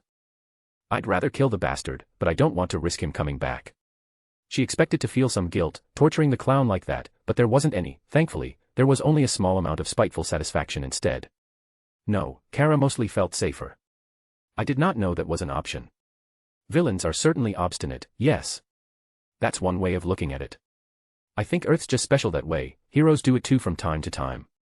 Finally, Kara felt the energy leaving her, the power of Aiden draining from her body until, with a flash of lightning, she was no longer a champion of the gods but simply Kara again. The amulet containing Tathatom's soul was also back in her hand. She felt diminished, tired, clumsy and unnaturally aware that most of her cells still weren't functioning at their peak, even if they were well on their way there. Thankfully, the feeling quickly faded away and Kara had to recognize that gaining the power of the gods wasn't quite as large a power-up as reaching a yellow sun, or even becoming a Kryptonian in the first place. Still, it had been interesting, having the muscle memory and experience of an ancient warrior, one easily able to match Corey or Wonder Woman in ability. Kara had felt graceful. Perhaps she should increase her physical training. Her armor was also back to normal, but it seemed like losing the transformation hadn't fixed the destruction Circe's magic had wrought upon its frame. There was still a hole in the shoulder area and several circuits had been destroyed, lowering the armor's overhaul performance by 47%. Ugh, she'd have to reforge the entire thing later, at least it would be faster than the first time. With a command, Kara had 2 of her drones lock the Joker inside a shield, administering a heavy dose of drugs to knock him out. The remaining drones scattered through the parking lot as fast as they could move, scouring the place until, only a few seconds later, she found the device she was looking for. Above them, the Shade had almost finished banishing the plant to the shadow dimension. Lowering his arms, he reverted back to being only a man, his clothes regaining their texture and becoming merely black, losing the darkness of the Shadowlands. Kara was almost out of time. She really doubted the Martian would just let her kill the Joker, much less take him away altogether. No, better if he was already gone when the hero got here. Connecting one of the drones to the machine, Kara deactivated it, then thought better and also had the nanomachine start to disassemble the teleportation blocker, stealing both its coding and design. The fog had been a hacking tool before she repurposed it after all. Another command had some of her machines also consume the gloves the Joker had been using to control the plant and any other device she found in the abandoned hospital for later study, including what little of Red Volcano had been left behind. With teleportation no longer blocked, she quickly called her platform back and used a drone to move the Joker on top of it. Once she was at her moon base, she'd put him inside one of her stasis pods, preferably as far away from poison ivy as she could manage, and with as many redundant safety measures as she had available. Wow, she really needed to have somewhere better to put prisoners if she was going to keep acquiring them. Using her cousin's fortress just wouldn't cut it anymore and the moon base was much too important. That personal dimension idea was looking better and better by the second. Do you wish for me to deal with the Manhunter? Corey asked, finally sheathing the sword of Beowulf. Kara hadn't seen it, but the Tamaranine must have recovered the weapon during the fight. Why? What's the point of having minions if they can't handle something like that? Well, Green Arrow would be able to deal with the Manhunter much easier than her, and he could also take the chance to report back to the Justice League as he was meant to do. Kara wished she could believe Major Force's explosion had killed Naren, but she knew better than to even hope for it. Regardless, even if the demon knew her true identity, it was still best that Forge didn't interact or cooperate too much with the Justice League. After all, it's not like every single villain just shared information, even when they could benefit from it. No, the impression she got from the demon was that he truly enjoyed his deals too much, he'd be loath to just give away information. Kara had no illusions that her alternative identity would last forever, but the price for that information would probably be someone's soul and not many people were willing to pay that, not yet. So, for now, her Forge identity should still be safe from the light, and probably even from the other villains that had been here. There was no reason to push her luck and appear to be too involved with the heroes. Also, she really wanted a bath. No, she needed a bath, a long, relaxing bath. With one last look at the hole where the portal had been, Kara stepped onto the teleportation platform and extended her hand. Corey took it, floating down to land beside her. With the Joker safely behind them, Kara teleported back to her moon base. They appeared inside Kara's safe room, several heavy weapons retreating back into the walls as they verified it was only authorized personnel, but one large cannon locked onto the Joker, awaiting Kara's command. Kara ordered it to deactivate too, watching as the sealed doors snapped open with a hiss and release of white smoke. She stepped down from the platform and motioned to her drones, making the Joker float a few meters behind her. Corey rose a few centimeters in the air and followed her. Please, where are the others? Designation, Poison Ivy is being analyzed inside a stasis pod at the third laboratory, Kara's newest AI assistant answered with a robotic voice that only slightly resembled Alfred's. Designation, Kiteman and Designation, Catwoman are being treated inside the medbay. Designation, Detective Chimp is accompanying them. Ugh, she'd have to change that. In her defense, she had never worked on an AI and it had been a side project done in an afternoon. Maybe she should just make a copy of the Fortress AI. She was no expert at that type of coding and, most importantly, didn't find it fun. Fascinating to look at, yes, but not fun to do. More tangible engineering was so much better. Go on, if they're here they'll be fine, go home, Kara said. With his wounds, Kiteman should already be awake and I don't want to reveal your identity to him. Go, get out of the armor, I know you don't enjoy it. I do not despise it, moreover, it has proven invaluable in battle. But it is slightly constraining for normal activity, yes. Corey looked down at her covered belly and sighed. Are you certain? Yeah, it's only gonna take a few minutes. I'll deal with the Joker first and check on the base's analysis before transferring them to another location. Kara had an involuntary shudder at that thought. Ugh, having so many people in my secret lair is giving me hives. Even without working limbs, she didn't dare leave the Joker alone. Very well, I will await you at home. Be prepared, such a successful mission demands pizza. With a smile, Kara watched Corey leaving, flying towards the medbay at a fast pace. Now that there was no danger, she couldn't help but admire how hot she looked wearing the armor, or how hot she had looked wielding her sword to fight villains. Row, for a second, Corey had faced all 5 villains alone and managed to score hits on 3 of them, stop Circe's casting and, if he were designed anything like his siblings, almost pierced Red Volcano's core, taking him out of the fight with her sword before being repealed. Yes, the villains had been underestimating them, but the fact Corey could manage that. Shaking her head, Kara refocused on the task at hand. Soon, the Joker was locked inside a stasis pod in her first laboratory, the device itself protected in every way she could think of. She even attached the magic drain to his pod just in case. Later, after she got her companions out of the base, she'd use the medbay to operate on him. Her tech could keep him alive as long as the brain was intact and a head was much easier to store. For a second, she stared at the frozen body inside the pod, then thought about Clarion's arm still in her safe.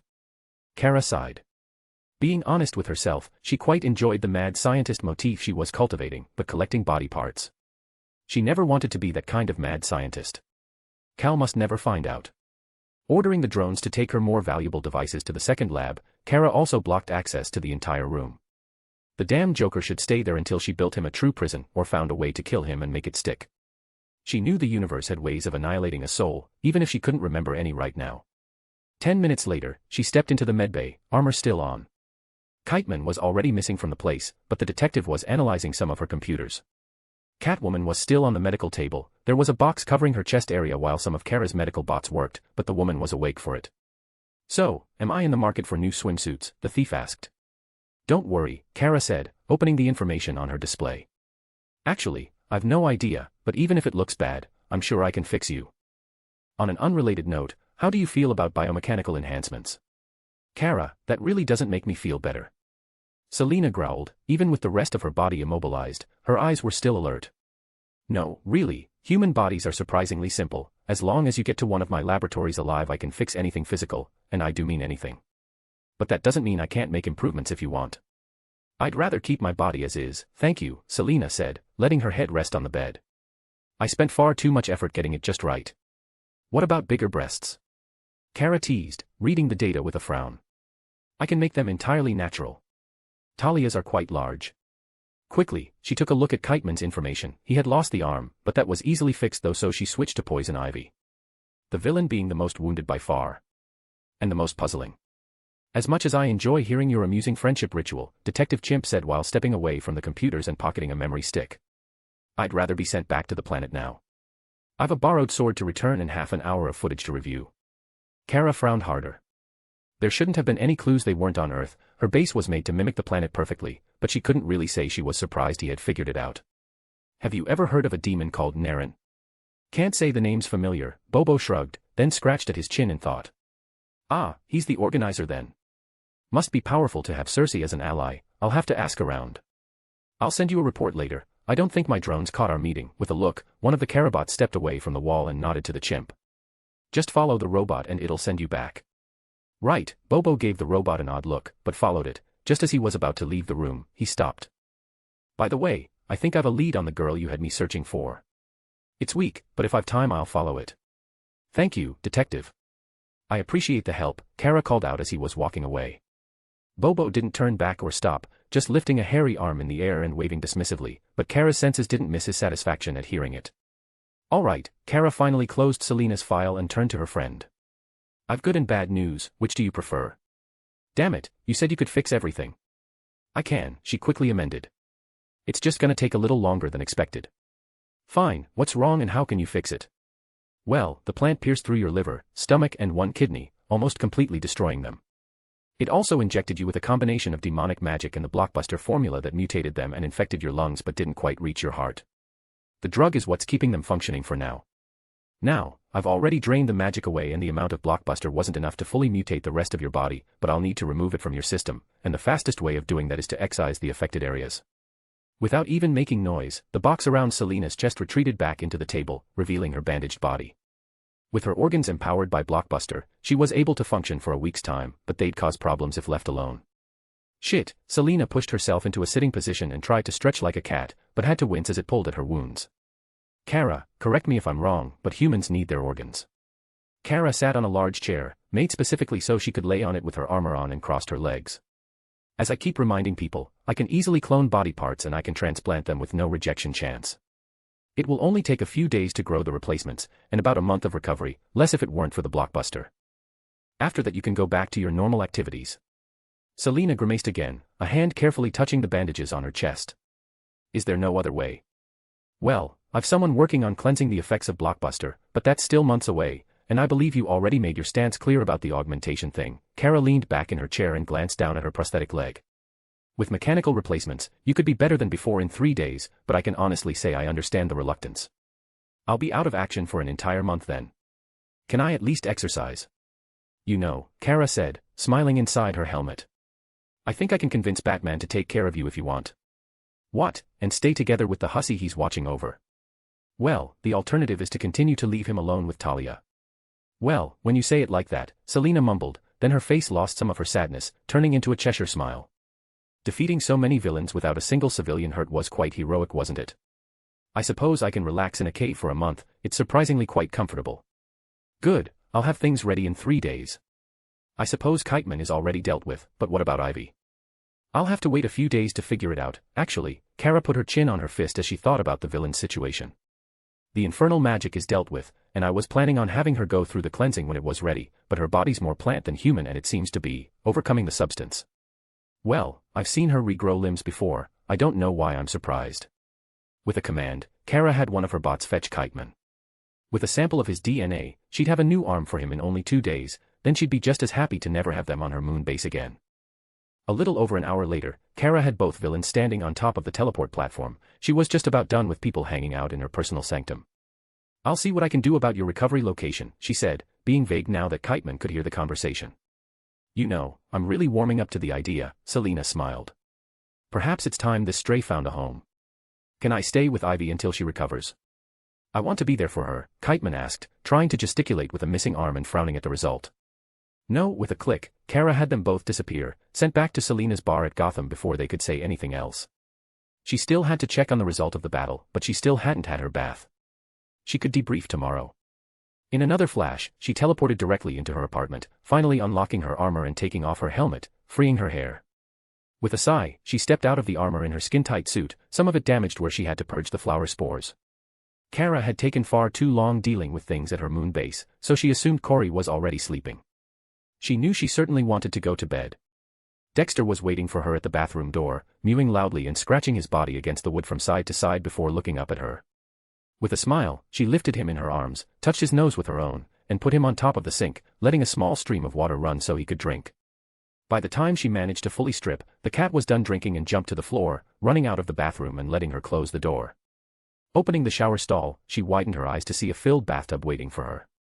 It was formed from her own nanomachines, the surface covered with bubbles and flower petals scattered all over the edge. Wow, she loved Corey. Nearly an hour later, Kara stepped out of the bath and used a blast of heat vision to dry herself, her mood greatly improved. Walking into her bedroom she froze, her brain taking a second to recover from the impact it had just received. Corey was lying on her bed, naked as the day she was born, a thin layer of sweat covering her body as she took a hand away from her breasts and smiled sheepishly. Apologies, watching you deal with so many villains may have affected me a little too much, I could not wait. Thanks to Eric Faust for helping out with the chapter. If you like this story, think about reading one of my other works or giving me a tip if you have some spare change by supporting me on patreon.com/capcaverna or ko-fi.com/capcaverna. Chapter 67, Chapter. Kara woke up feeling a lack of warmth between her arms. Eyes opening, she checked the bed for Corey, then she heard her lover in the kitchen and laid her head back on the pillow, releasing a long breath, a silly smile on her face.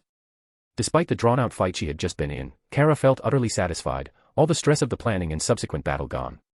She didn't even care about the backlash from her actions or the involvement of a demon in the assault.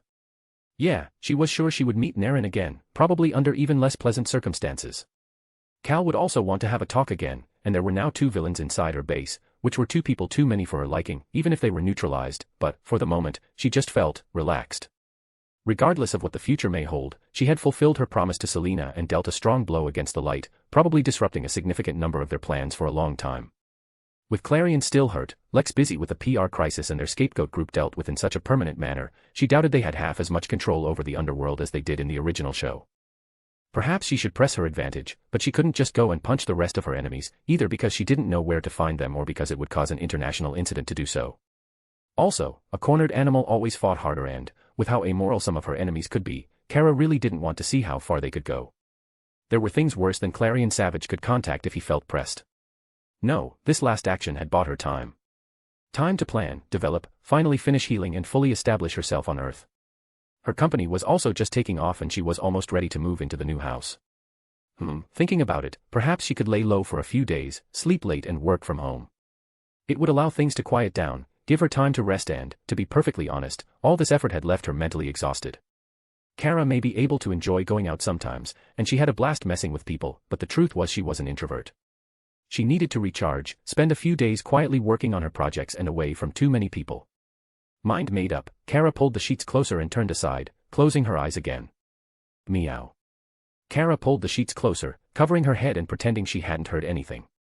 Meow, the soft cry came from closer up this time, from her nightstand. Kara remained immobile, she was sleeping in no matter what. With a soft impact, she felt Dexter jumping on her waist, his tiny paws making their way up her shoulder until she could just feel the cat staring down at her face, then he meowed again. Reluctantly cracking open an eye, Kara glared at her feline overlord. Couldn't he give her a rest? As to be expected, defiance proved to be a mistake. Now that he knew she was awake, Dexter lifted a paw, extending his claws and slowly touching her cheek, then he did it again and again before releasing a much louder and drawn-out cry.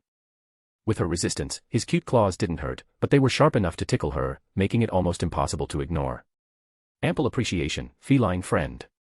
Corey said, floating into the room and landing a few meters from the bed with a plate in her hands. She gave the cat a nod and turned to smile at the sleepy Kryptonian. Raise and emit light, Kara, I have done the making of breakfast.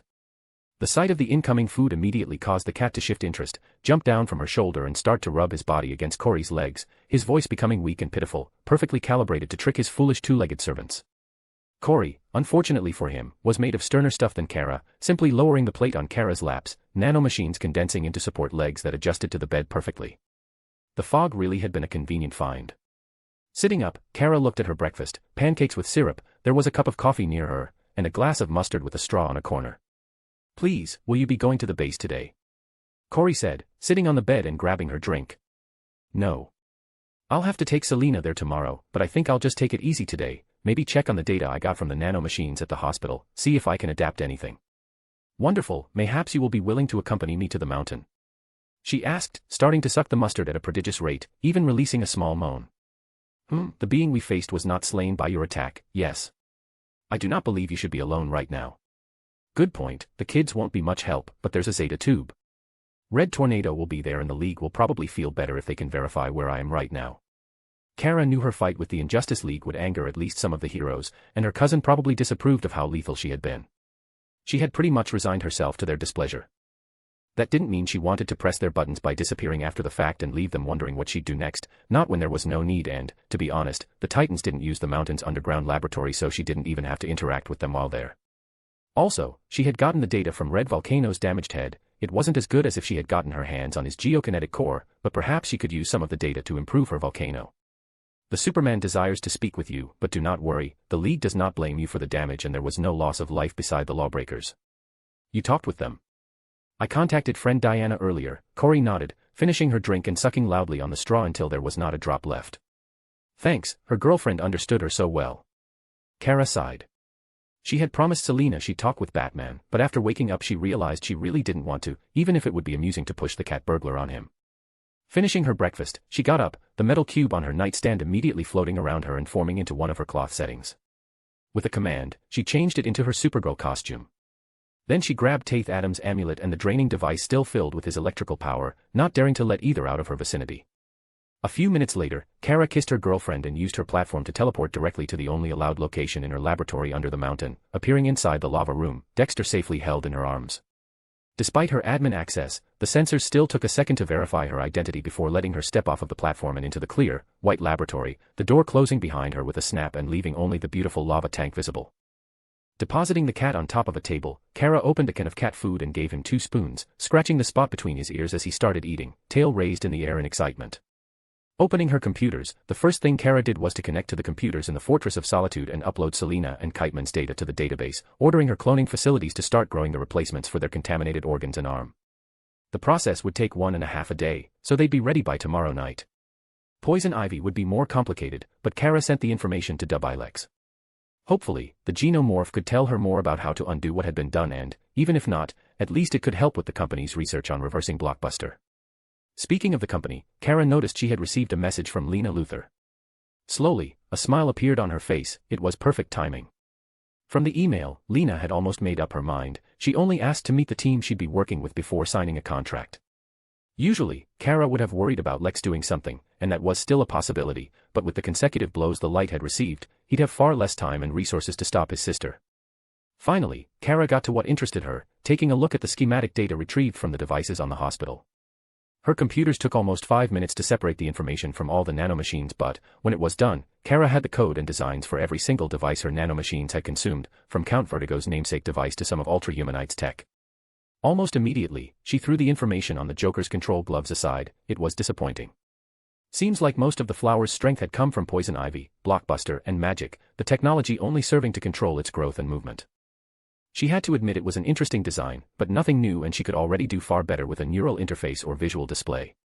Then Kara started studying the rest of the information, accelerating her thought process so she could go over as much information as possible in a single day. She knew she should take her time, but she could barely wait to get to the interesting part. Finally, she got to Red Volcano's head and frowned. It had been too much to hope for that the robot would die so easily. Similar to Red Tornado and Danette, some of Red Volcano's programming had been in his head, but, like both his siblings, there were at least 2 real-time connections between the hardware housing his personality matrix and other places on his body. Kara hadn't dared poke at the connections while inspecting Danette, but her best guess was that they were backup for the heroine's mind, one on her flame core and another to a second device on her left leg. Seeing as most of the programming had been wiped by a safeguard when Red Volcano's head was smashed, the backups were a near certain thing. She doubted the villain would have just killed himself upon capture. Still, there seemed to be some programs that had survived, some data about his geokinesis had remained, as well as calculations needed to use his power. Perhaps this was why Red Volcano's geokinesis was stronger than his siblings' respective abilities.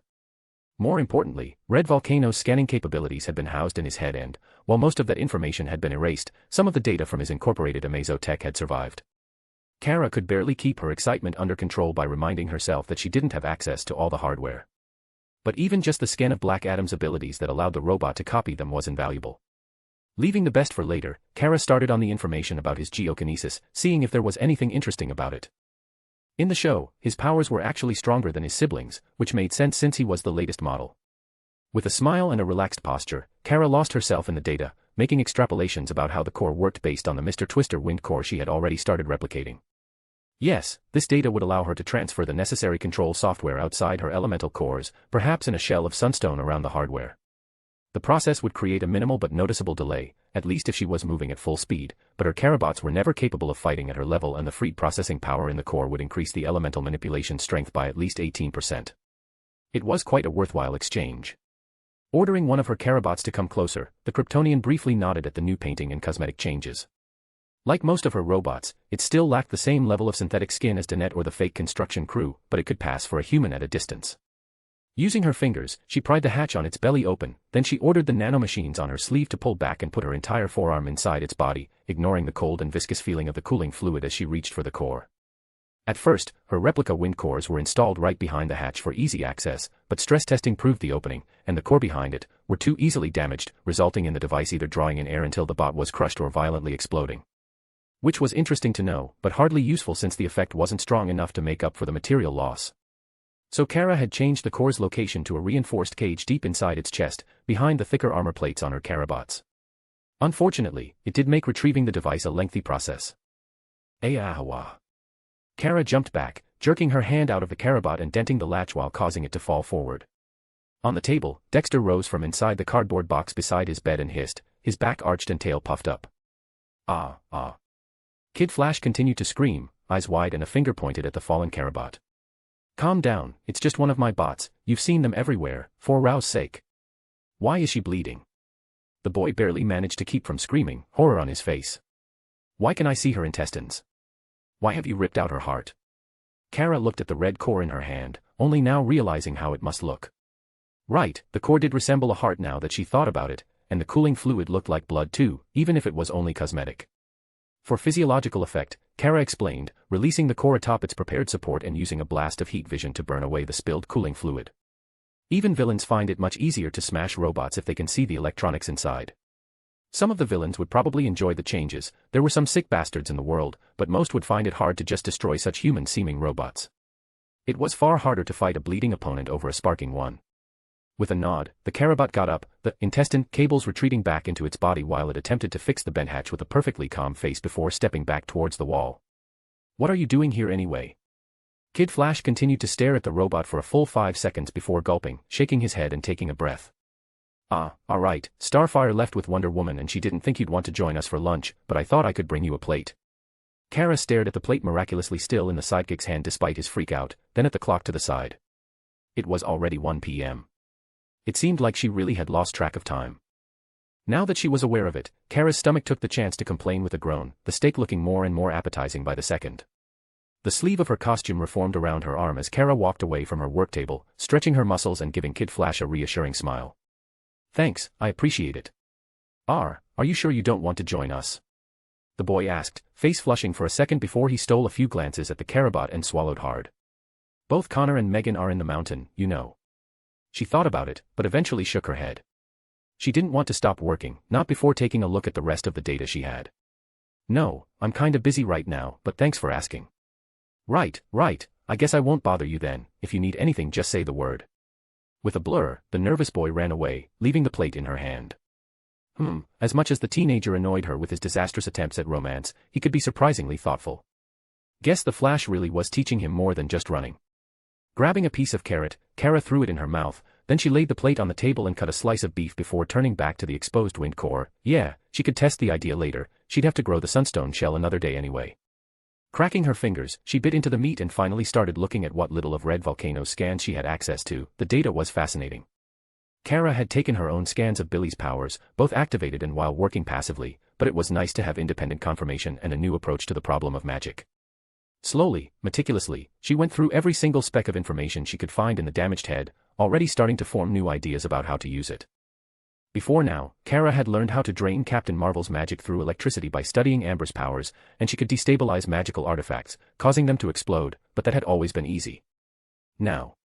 Well, it would still take weeks of effort, study, and experimentation before she could create any device that used magic as fuel, and even longer before she could replicate spells, but perhaps she could channel magic in a controllable manner. Looking towards the still-filled draining device, Kara saw it had lost a noticeable amount of charge, the storage space failing to fully contain the divine magic. It was a convenient source of magic if she wanted to experiment and, since it was already leaking. Cutting a small piece of meat, she threw it to the sneaking cat trying to steal it under the table and bit into another carrot, then started tapping on her computer. 3 hours later, she had adapted one of her security features to channel the energy contained in the device, run it through a circuit and store it back inside.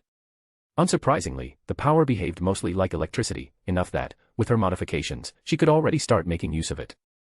Dialing down the intensity, Kara connected it to the safety features on the door of the laboratory and ordered one of the Karabots to test it, smiling when the electrical discharge bypassed most of the insulation to directly damage the sunstone inside. She loved magic. A pity she couldn't exactly keep draining the amulet every day. Well, she could, but she wouldn't feel good doing it after the way Taith had helped with Naren. Staring at the magical artifact, Kara could see it had already regained its power. So much so that, if she took the thing and yelled Shazam, she was pretty sure she could transform again. It made sense. Amber could absorb Billy's power and trick its source into believing it was still active since the gods weren't paying personal attention, but the draining device was different, it had no soul. Now, what was she going to do with the thing? Taith had helped her but, thinking back to the encounter, she was pretty sure that if she had been foolish enough to take Naren's deal, Taith would have accepted his own deal and stolen her body. That really felt like just the sort of trick a demon would use, give her all the information she wanted, only to immediately help another soul take over her body, making it impossible for her to use said information. Bonus point for guaranteeing Taith would become an enemy of the Justice League and, more specifically, her cousin. Would one of her Karabots be able to use it, allowing Taith access to a body without the need to subdue its owner's soul? More importantly, did she dare test it now? No, she didn't. The ancient champion was too powerful for her to risk it alone. Ugh, she'd need to consult with fate. She had not liked the helmet when she met it, but he was the only reliable source she more or less trusted. The other options would be Constantine and Shazam himself, neither of which she wanted to deal with. A problem for later, now back to experimenting. Could she shoot the magically charged electricity from a cannon? Thanks to Eric Faust for helping out with the chapter. If you like this story, think about reading one of my other works or giving me a tip if you have some spare change by supporting me on patreon.com/capcaverna or ko-fi.com/capcaverna. Chapter 68, Chapter. Kal-El's body tensed and quivered as wave after wave surged through it, his muscles locking in place and a small groan escaping his lips. In hindsight, Kara really should have deactivated the magical electricity running through her door's security features. Or at least reactivated the identity check after she was done testing. Well, it was currently on the minimum setting, so even Robin wouldn't have been permanently hurt, but catching her cousin with a trap like that was still disconcerting, particularly when she hadn't meant to prank him. Deactivating the device, Kara ran a hand through her hair, pushing a stray lock behind her ear with some embarrassment. Sorry about that, I was testing something. Ahem. Evening, Kara. Kal adjusted himself, shaking a numb hand until he got the feeling back while giving the door a wary glance. Don't worry, it didn't exactly hurt, I'm just not used to electricity affecting me so much. Saving her current progress, Kara pushed herself away from the computer and turned around in her chair, focusing on Kal. I'm trying to incorporate magic into my defenses, the discharge should have bypassed most of your resistance. Well, I think you succeeded. Kal took a quick look around the laboratory, taking in the mess she had made while experimenting. 2 of her Karabots were completely disassembled, with several half-completed devices spread around the room where she had tested one idea or another. Taking a few steps away from the door, he leaned against the wall in a relaxed manner and stared at the lava wall, enjoying the view for a few seconds. Not exactly, she shook her head. I still haven't found a way to generate magic, only use it when I have a source, but I'm working on it. Amongst other things. I take it the loot from those villains was useful. Kal turned back towards her, lifting an eyebrow at her surprised look. Most of the tech was gone when the League picked over the place, it's not hard to make the connection. I can also recognize Count Vertigo's device on your screen. It's surprisingly effective as a distraction. I'm thinking of incorporating the design on all my bots, Kara confessed, stretching her arms and getting up. So, are you here to arrest me? Does it look like I am? Kara studied him, her cousin didn't seem angry, or even disappointed, just a little tired. Not really, but Corey said you wanted to talk. Are you done here? Want to come over for dinner? I don't think you've been to my house yet. The change in subject surprised her, but she wasn't going to complain. Quickly glancing at the computer, she realized she wasn't going to be making any more progress today. Adapting Vertigo's device to work with Sunstone was easy enough, but she was having trouble enhancing its effectiveness against non-humans. She'd have to sleep on it. Kara also realized she was getting a little hungry and, more importantly, she really didn't feel like having a serious talk right now. Dinner would probably delay that. Yeah, I'm done for the day, what are you making? 12 minutes later, they walked into Kal's home. It was an average-sized apartment in Midtown Metropolis and looked almost exactly like his room on the farm, lacking any of the Sunstone devices Kara employed in her own home. Part of her felt relaxed at the familiar setting, but the fact he had nothing Kryptonian in his apartment just drove home how detached from his birth family he was. Despite her previous life, Cal was currently far more human than her. Realizing that they had even less in common than she first believed made her feel conflicted. Kara liked the more homely human aesthetic too, but she didn't feel comfortable without at least some crystals to remind her of Krypton. Come on, let me give you a tour. I hope you don't mind if we eat on the sofa. Or I can clean the table if you want to. It's easy enough to memorize the positions and Barry probably wouldn't mind. Glancing at the maplewood table, Kara saw dozens of miniatures spread atop the surface in an unfinished game of Warhammer 40k. How exactly could you not finish a game with the Flash? Well, we try to avoid using superspeed. It's more fun that way, at least until some emergency happens and we have to leave things halfway. Fair enough, and the Flash could probably think even faster than her cousin, so it would be kinda unfair if they did use their powers. Catching sight of a picture, Kara couldn't help walking closer and grabbing the frame, a smile on her face. When exactly did this happen and why didn't I know about it? In the image were Cal, Lois, Selina, and Bruce having fun at a costume fair. Bruce's frown didn't fool her, only Lois was dressed as Catwoman while Cal and Bruce seemed to have switched costumes. Well, we went to the Gotham County Fair on a double date, only we didn't know it was superhero night. Cal laughed while entering the kitchen. And the girls didn't suspect anything. Bruce told them he found someone willing to sell him their costumes for enough money, and he's a pretty good liar. Also, most of the costumes there were pretty on point. Kara took in the picture with a smile, making a mental note to tease both Selina and Lois about it when they finally found out their boyfriend's secret identities. How the heck didn't they recognize the real costumes? Then she got a glint in her eyes. So, when are you going to start dating her again? From the kitchen, she heard Cal stumbling, grabbing the edge of the sink and breaking a corner of the stone. Ah, well, the whole secret identity kinda messes with that. I don't want to hurt her. You do know she won't just wait forever, right? Kara threw herself on the sofa, taking off her boots and stretching her legs. I may have been trying to avoid thinking about it. Kara just snorted, then smiled when she saw him bringing a steaming plate of lasagna. Martha really had taught him well. Sitting by her side, he offered her a plate and started asking about her company, then how she felt after acting as a hero in Phoenix for a few weeks, smiling when she told him about getting shot and offering his guidance about working with the police. Cal's eyes shone with passion as the conversation naturally turned to his work as a reporter. He genuinely loved his job, even writing the smaller local articles, not just when he was using the Daily Planet to reveal some criminal conspiracy or cases of corruption. The conversation petered out and they were soon stretched on the sofa, game controllers in hand as their characters struggled on the TV. You've got to be kidding me, another one. Cal almost growled as he drove Peach off the edge of the road to avoid the blue shell right before the finishing line. Kara knew he was out of mushrooms. He almost made it, the recovery from a fall being faster than the accursed item, but it wasn't enough. Kara just snickered as Bowser passed him by, earning first place once again and showing her utter superiority against her little cousin. Mwahaha, you're 1,000 years too young to beat me. Playing Mario Kart as a Kryptonian turned the AI characters into less than inconveniences, but Cal could keep up with her and, if they didn't accelerate their thoughts, the duo could still be surprised by items used at the right time. The hardware limitations could also prove challenging, no matter how good their reflexes. The game wasn't exactly a favorite for Kara, but there was a reason Mario Kart popped up across multiple dimensions and was so famous. And it was amusing to let Cal have some hope, only to utterly crush it at the very end. Stretching her legs over Cal's lap, she leaned against the arm of the sofa and started another game, watching as her cousin chose Luigi this time. She went with Wario. Before the race started, Cal laid his controller aside and put a hand on one of Kara's knees, briefly closing his eyes in thought. About yesterday, Coriandar said the Joker was still alive. Why spare him? Damn, they were going to have that talk after all. She hoped Cal wasn't going to act as if he was her father. Well, she really hoped he wasn't going to act like Zor-El or she'd have to worry about an injustice situation, but having him act as a human father would be annoying as well. Pulling her legs closer, she adjusted her position and looked at Cal's face. His smile was gone, but he still didn't seem angry. Does it matter? I want to understand, you didn't seem to have a problem killing Ultrahumanite, or letting the Shade kill Votan. Why spare the Joker? I wasn't going to, she said, putting her own controller aside. But he had sold his soul to a demon and I wasn't sure what the new owner could do if I killed him. It's also possible that he's connected to a curse from Gotham and killing him could make it worse. So you weren't just being merciful, Cal sighed, reclining against the sofa. You'd have killed all three even if they had surrendered, wouldn't you? And you'd have spared them even if they had killed civilians, she accused. If they were defeated. Yes, but I wouldn't pull my punches if there were lives on the line. At Kara's doubtful look, he shook his head. The League may avoid killing, but that doesn't mean we're forbidden from doing so.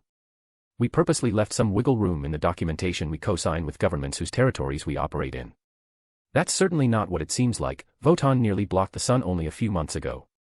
How the hell did he escape alive if you weren't being soft? With help.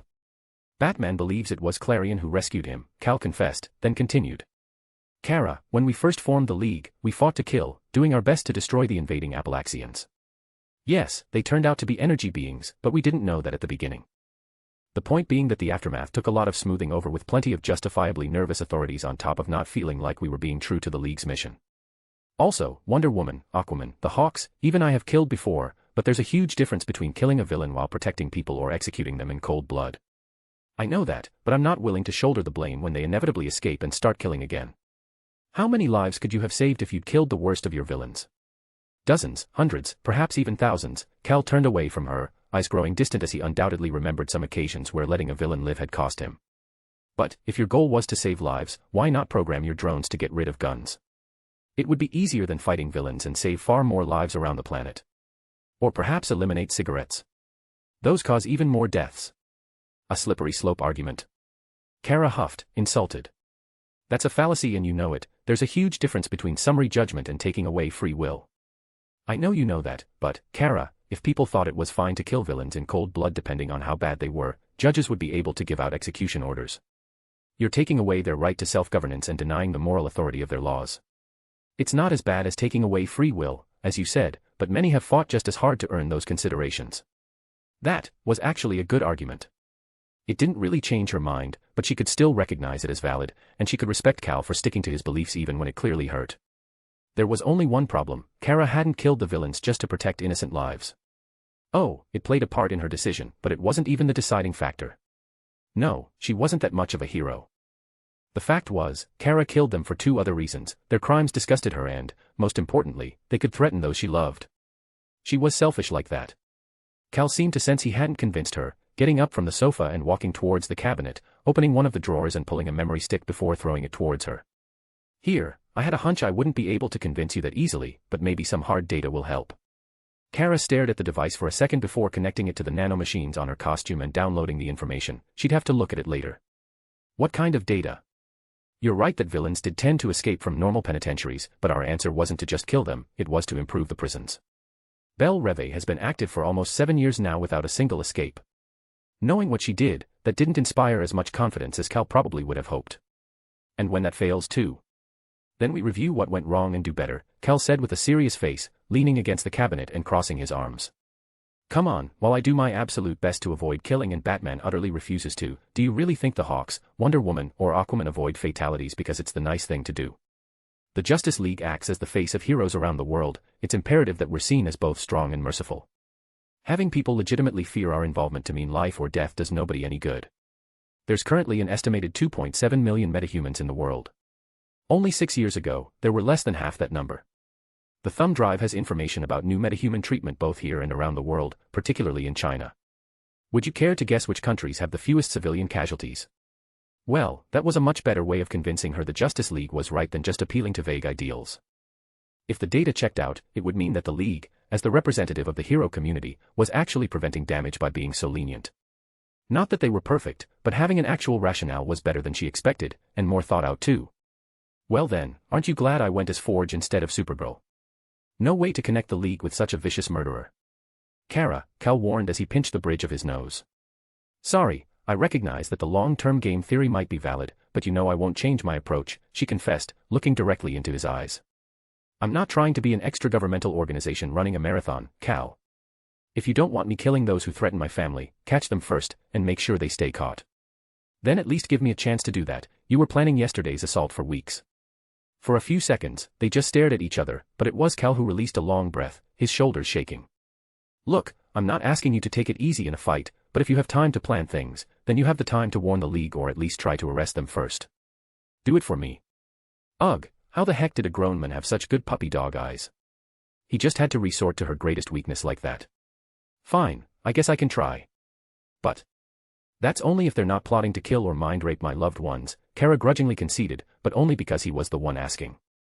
Besides, when her company really took off, she was gonna be one of the richest people on Earth, and lobbying cheap politicians was a time-honored and completely legal pastime in the US. That execution law Cal mentioned may just be achievable. Her cousin didn't seem entirely satisfied, which Kara couldn't fault him for. There were still a few villains she wouldn't hesitate to kill despite their talk, and he'd probably prefer an unconditional promise, but they'd both just have to live with the compromise. Hiya, Cal said, pushing away from the cabinet, pulling a chair and sitting in front of her, hands over his knees. Fine, at least I trust you not to take things too far. Thanks, Kay. Clark, I appreciate it. Your family, he just shrugged as if that explained everything and, in a way, Kara supposed it did. Releasing another long breath, he relaxed a little. You know I don't actually mind when you call me Kal-El, right? But it's not how you think of yourself, is it? She asked, glad for the change in subject. It's about time I stopped treating you like you had the upbringing you never did, but, honestly, I'm glad you found such a good family. Me too, even if I do wish I could remember Krypton. Leaning back in the chair, Cal ran a hand through his hair. Alright, since I've utterly failed to change your mind, it's time to do the second best thing. Tell me about the fight. Kara lifted an eyebrow. What? Are you going to go over what I did wrong? If you want to. While I'm not able to help with technology, I do have years of experience fighting villains, and Diana has given me enough scalding feedback on my battles that I've even learned a thing or two. Kara had not thought about having someone go over the fight with her, but she did have everything recorded on her armor, and her cousin would be one of the only ones capable of following her actions even after calling upon divine power. How much time do you have? Turns out Cal had to leave to save the day 5 times in 2 hours, but with their minds accelerated, they could still go over the entire fight dozens of times, noticing every single place where Kara had made a mistake. After they were done, she had felt like she absolutely sucked at fighting, at least until they went over some of Cal's own battles and he messed up even more. Turns out you can make mistakes in the thick of the fight even if you have super speed, or years of training. After coming back home, Kara projected the data from her nanomachines into the wall of her bedroom, reading over the terabytes of information contained inside as fast as she could. It seems like Cal's argument was not undeniably correct, there was just not enough time to really tell, but his approach did have merit. The number of metahumans in the world was growing every day and, while the vast majority could be considered nuisances, some were extremely strong. A metahuman's first power manifestation was often in a stressful situation, and they needed time to learn control. That meant their first crimes were often by accident or far more violent than they hoped for. As they gained control and skill with their powers, fatalities and even injuries gradually diminished and even went away entirely in most of the countries the Justice League was active in. There were always the outliers, those who got drunk on power, never acquired skill or were genuinely evil, but the vast majority actually de-escalated. On the other hand, in China, the Great Ten were allowed to kill resisting metahumans, and Ghost Fox Killer periodically executed the worst offenders, adding them to her power, but that meant even average criminals often felt out of options and fought to the bitter end. It resulted in most of the world having far more mild repeat offenders with some monsters slipping through the cracks, while China's metahumans as a whole were significantly more violent, and even a first-time offender could cause dozens of fatalities in a desperate attempt to escape. It wasn't definitive proof by any stretch. It was uncertain how much of the data was thanks to local culture or the government, and the total number of deaths or damage was not that different when controlled for comparable economic factors, but the League certainly seemed to have adopted a valid approach. Of course, that only made Kara more certain that she was right.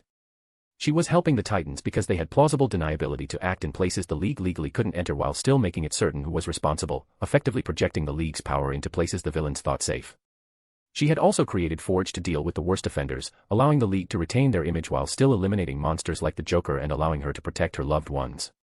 Still, Cal had asked her to keep him and the League in the loop, and that was far more important than any moral argument he could have invoked. Oh, Kara would still go for the kill against anyone she considered a threat, but no more executing defenseless villains unless they were actively hurting her loved ones. Even if she was sure she could get away with it in any court that cared to persecute her, her relationship with Cal wasn't worth losing. Chapter 69, Chapter. With a small click, the mechanical arm opened up revealing a myriad of blades.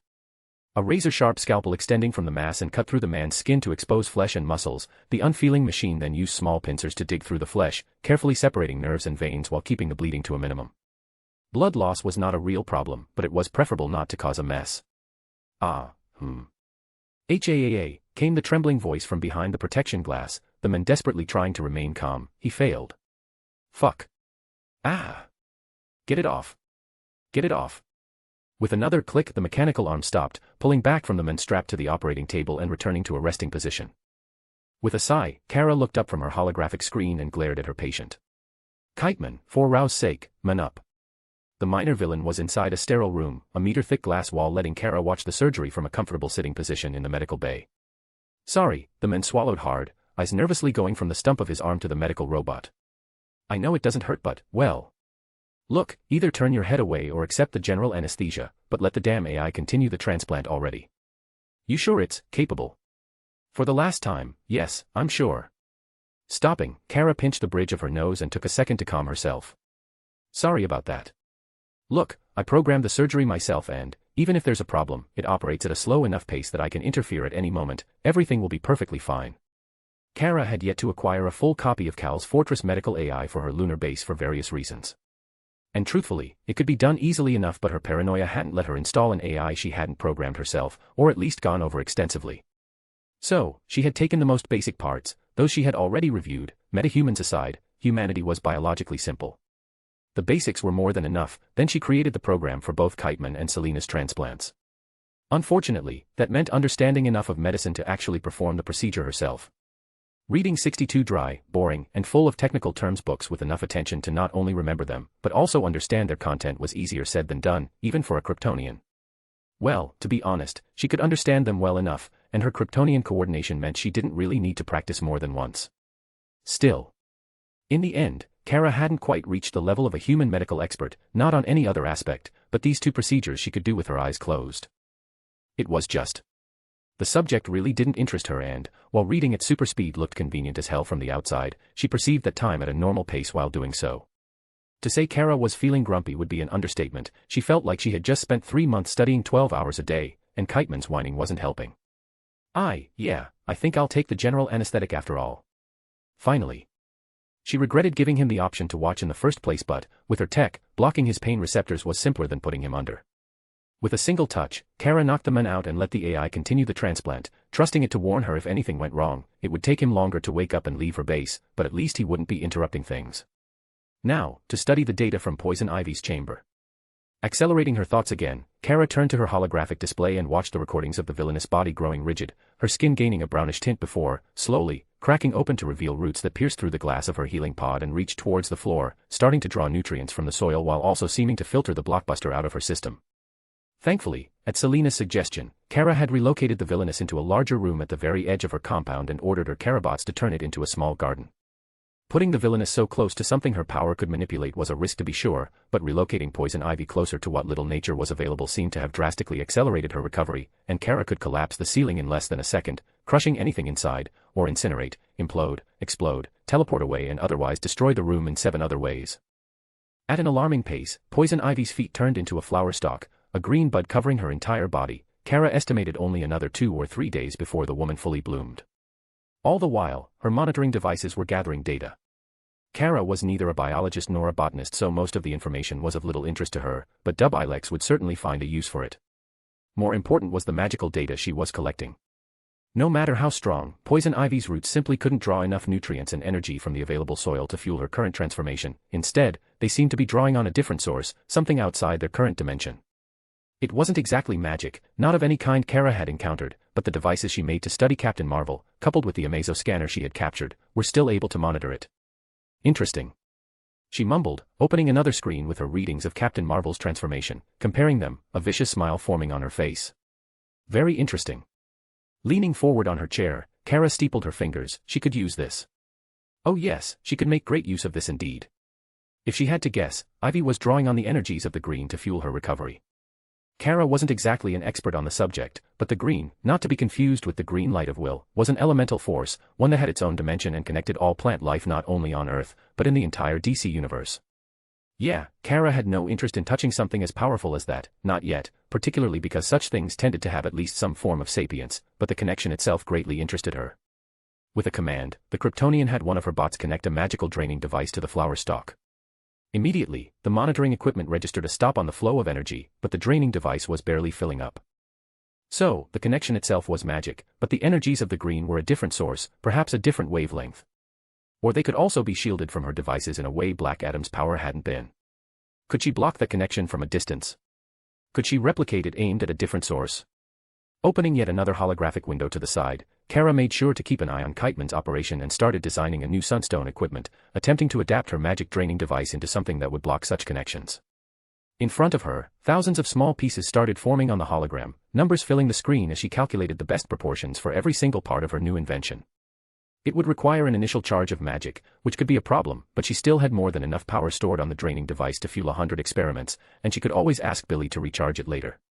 Eventually, a sunstone pillar rose from the ground, a new device starting to grow right in front of her even as one of her Carabots brought her a tray containing some gold, silver, and aluminum ingots. It also had a box with the recycled nth metal bullets she'd used during the Injustice assault. It had been a pain to locate them after the fight, particularly with the League there watching, but she wasn't about to lose such precious resources. Earlier experiments had revealed that pure silver was the best magical conductor Kara had available, gold coming in close second, but able to channel a bigger charge. Aluminum, on the other hand, was an effective magical insulant. Amusingly enough, it was also somewhat effective at blocking psionic emanations, not very effective, nowhere even close to the devices she used, but it was better than nothing. That tin foil was a misnomer for aluminum foil and, hats made thereof happened to be demonstrably good at blocking mind-jacking weirdness wasn't lost on Kara's sense of irony. With some simple commands, a cloud of her nanomachines rose from a hole in the ground, quickly enveloping the available metals before taking the shape of a 3D printer. A second later, Kara shared a couple of blueprints for the device to fabricate, things that couldn't be made with sunstone. Concentrating, she squinted her eyes, using her supervision to verify there were no imperfections in her design without the need of any equipment. She then started to assemble the new prototype. The fog really had been a great acquisition.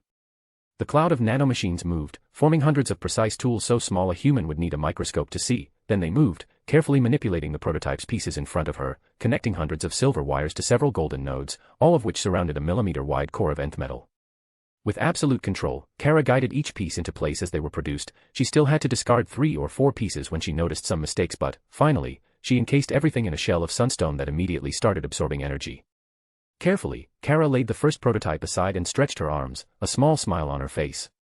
From behind, one of the Carabots handed her a mug of freshly brewed coffee that she eagerly started sipping, eyes closing in bliss. Laying the mug atop a drone floating steadily at her side, Kara took a deep breath and went back to her projects, starting to design a prototype for another hypothesis. A few meters in front of her, the medical AI continued to work, delicate tools starting the long process of connecting every vein and nerve on Kiteman's new arm. 3 hours later, Kara had 5 new prototypes for testing. Kiteman was back on Earth with a perfectly good arm and Selena's own operation had finished, the cat burglar slowly opening her eyes. "How do you feel?" Like I'm having the worst hangover of my life," Selena whispered, a shaky hand massaging her temple. "Don't worry, it will pass in a minute or two. Your body shouldn't hurt, nothing worse than a flu at least. You'll be able to do pretty much everything normally soon enough, just avoid any exertion for the next 2 days and you'll probably be weak for a month or so." "Well, I've certainly had worse recovery periods. Still, being unable to practice will be a pain." "You'll manage." Kara helped her friend into a hover chair, a modified drone, really, then started walking away from the medical bay, the chair floating after her. "Now, come on, let's get out of here." That eager to see me out of your lair again?" Selena said in a teasing voice as she stretched on the chair. A girl could start to feel offended. "Kinda," Kara confessed with a shrug. "It's more that Corey and I have just finished moving and there'll be a barbecue and I don't want to be late. You're invited, by the way." "What, like this?" Selena waved a hand over her body indicating her civilian clothing with a raised eyebrow. "Why not? It's not like you need your costume. You don't really have a secret identity, Selena." The Bat, and the League after him, had known Catwoman's civilian identity for a while now, but she was just too damn good at her job.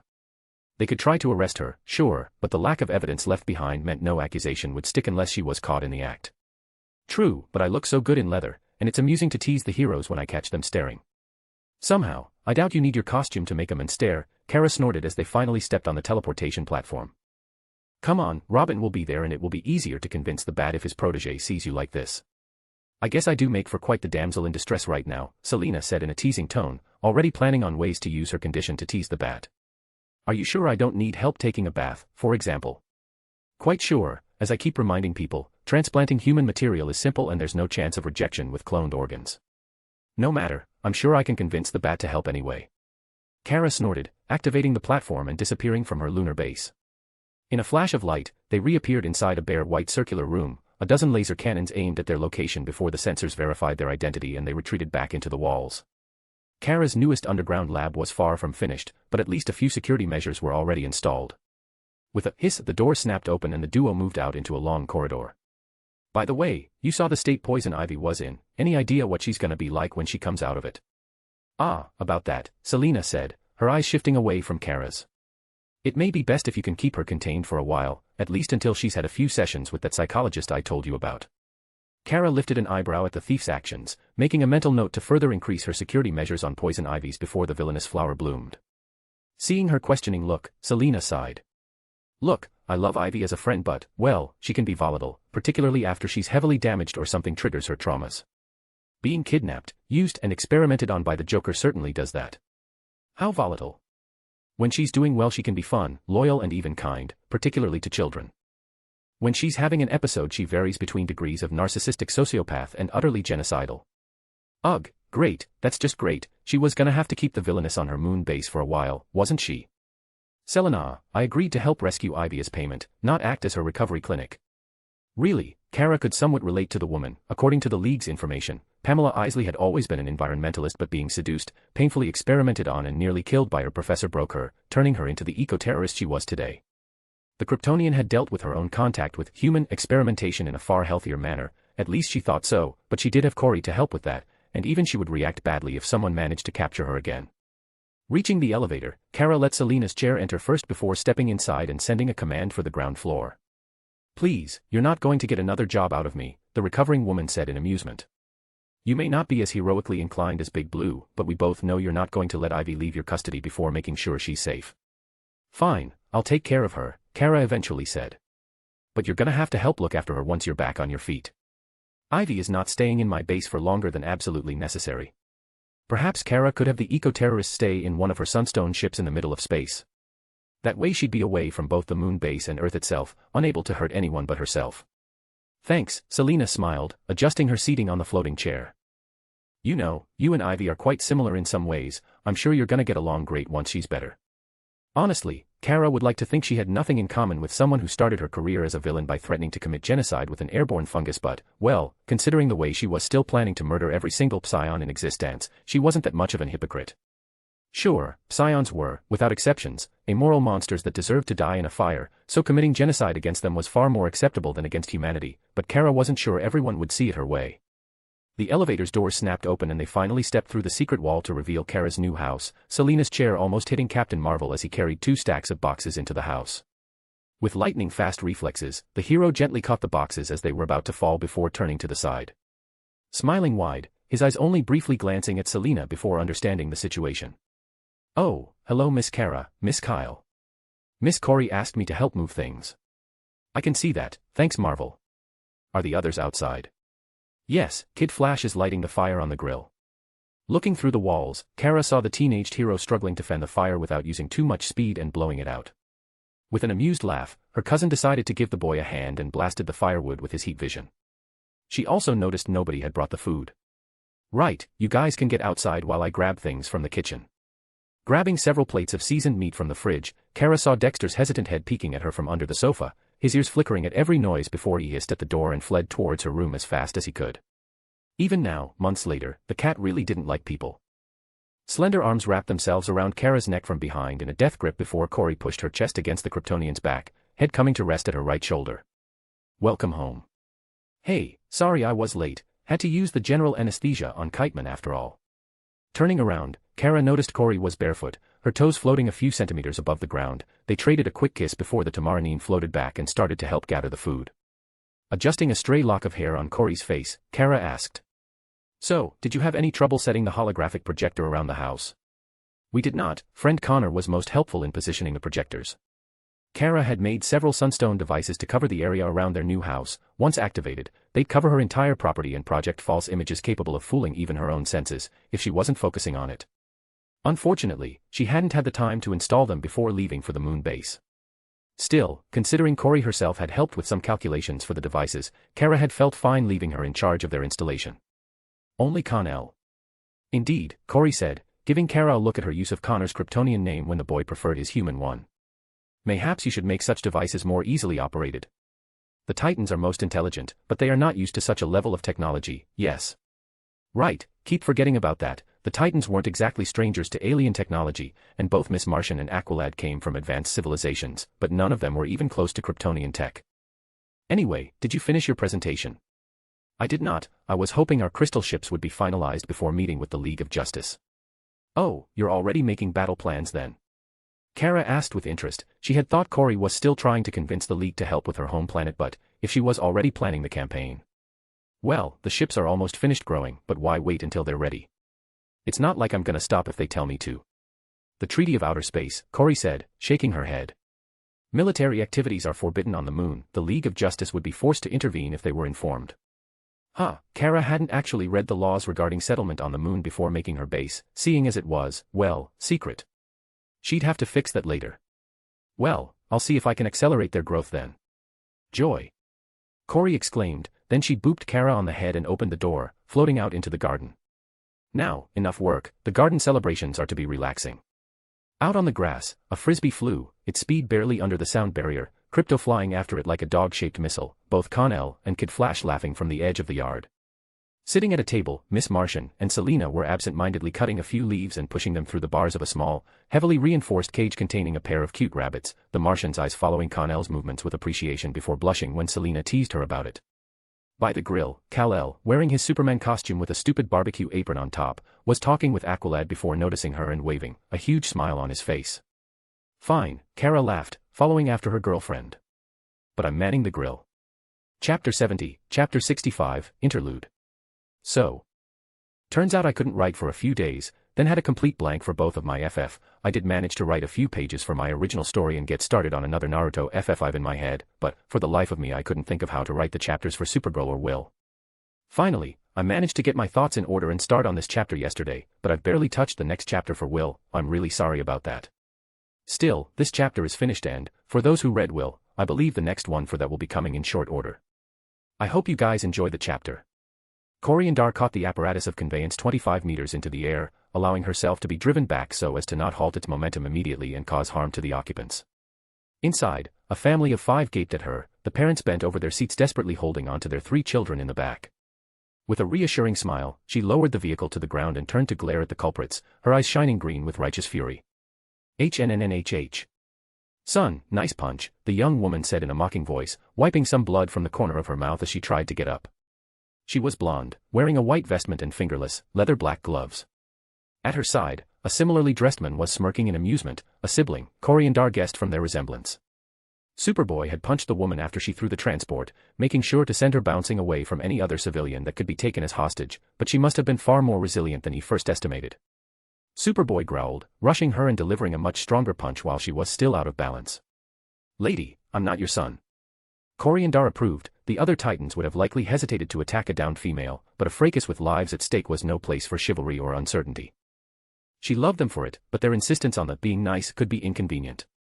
The villainess caught his blow with one hand, the impact sending a shockwave through the street that broke several windows, then she grabbed his fist and pulled him closer, attempting to headbutt his nose. And I'm no law, uff. Before the headbutt could connect, Superboy delivered a devastating knee to the pit of her stomach, sending her body tumbling down the street. Seeing his sister actually losing, the young male finally acted, shouting and rushing at Superboy.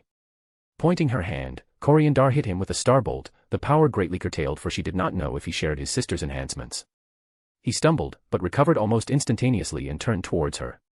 Superboy used the brief distraction to switch targets, kicking the man's legs from under him and grabbing the back of his head, smashing his face into the asphalt as hard as he could. Why you little, the young villain screamed, his nose barely bleeding despite the strength of the blow. Muscles flexing, he started to push back against Superboy. Yeah. Now we're having some fun. The woman screamed, leaping in the air from more than a block away and telegraphing a powerful stomp towards the heroes. Eyes shining green, the Tamaranine princess concentrated the power of her starbolts into a single hand and flew up, disorienting the villainess with a blow to the chin, then grabbing her leg and flinging her to the side towards the water. Tuppence, the man screamed, managing to push Superboy off his back and delivering a powerful right hook to the hero. Superboy blocked the strike with his forearm, having to take a step back from the effort, then he dodged a second punch, using one hand to guide the offending limb to the side and retaliating with a blow to the liver. Seeing that Superboy had control of the fight, she flew towards Tuppence, reaching the woman as she was about to surface and pushing her back down into the water. Regardless of the short confrontation, it was clear to Coriandar that the siblings were faintly stronger and distinctively more resilient than she was, however, they lacked both skill and experience. She could defeat them in a prolonged engagement, but it would be dangerous to civilians and cause too much collateral damage. Unnecessary when there was a better alternative. Separating under the murky waters, Coriandar simply stared at the villainess, knowing that the advantage of time was with her. For a moment, they did the stare down, then Tuppence correctly decided to disengage, swimming up and away in desperation. Using her flight, Coriandar moved through the water, grasping the woman's ankle and pulling down, preventing her escape. 5 minutes later, the Tamaranine princess dropped Tuppence's shaking body down on the beach, the villainess coughing and throwing up water as she tried to recover her fading strength. To the side, Superboy too had subdued his enemy, putting the men in a joint lock that he could not escape without breaking his own limbs. "Tuppence." The boy shouted with relief at seeing his sister was safe. "Shit.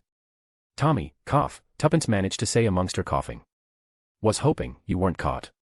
Seeing the interaction between the siblings, the manner in which they cared and worried about each other despite possessing such malignant personalities, Koryandar could not help being reminded of her sister. She missed Commandar, she also wondered if her sister was safe and dearly wished their own relationship was nearly as good.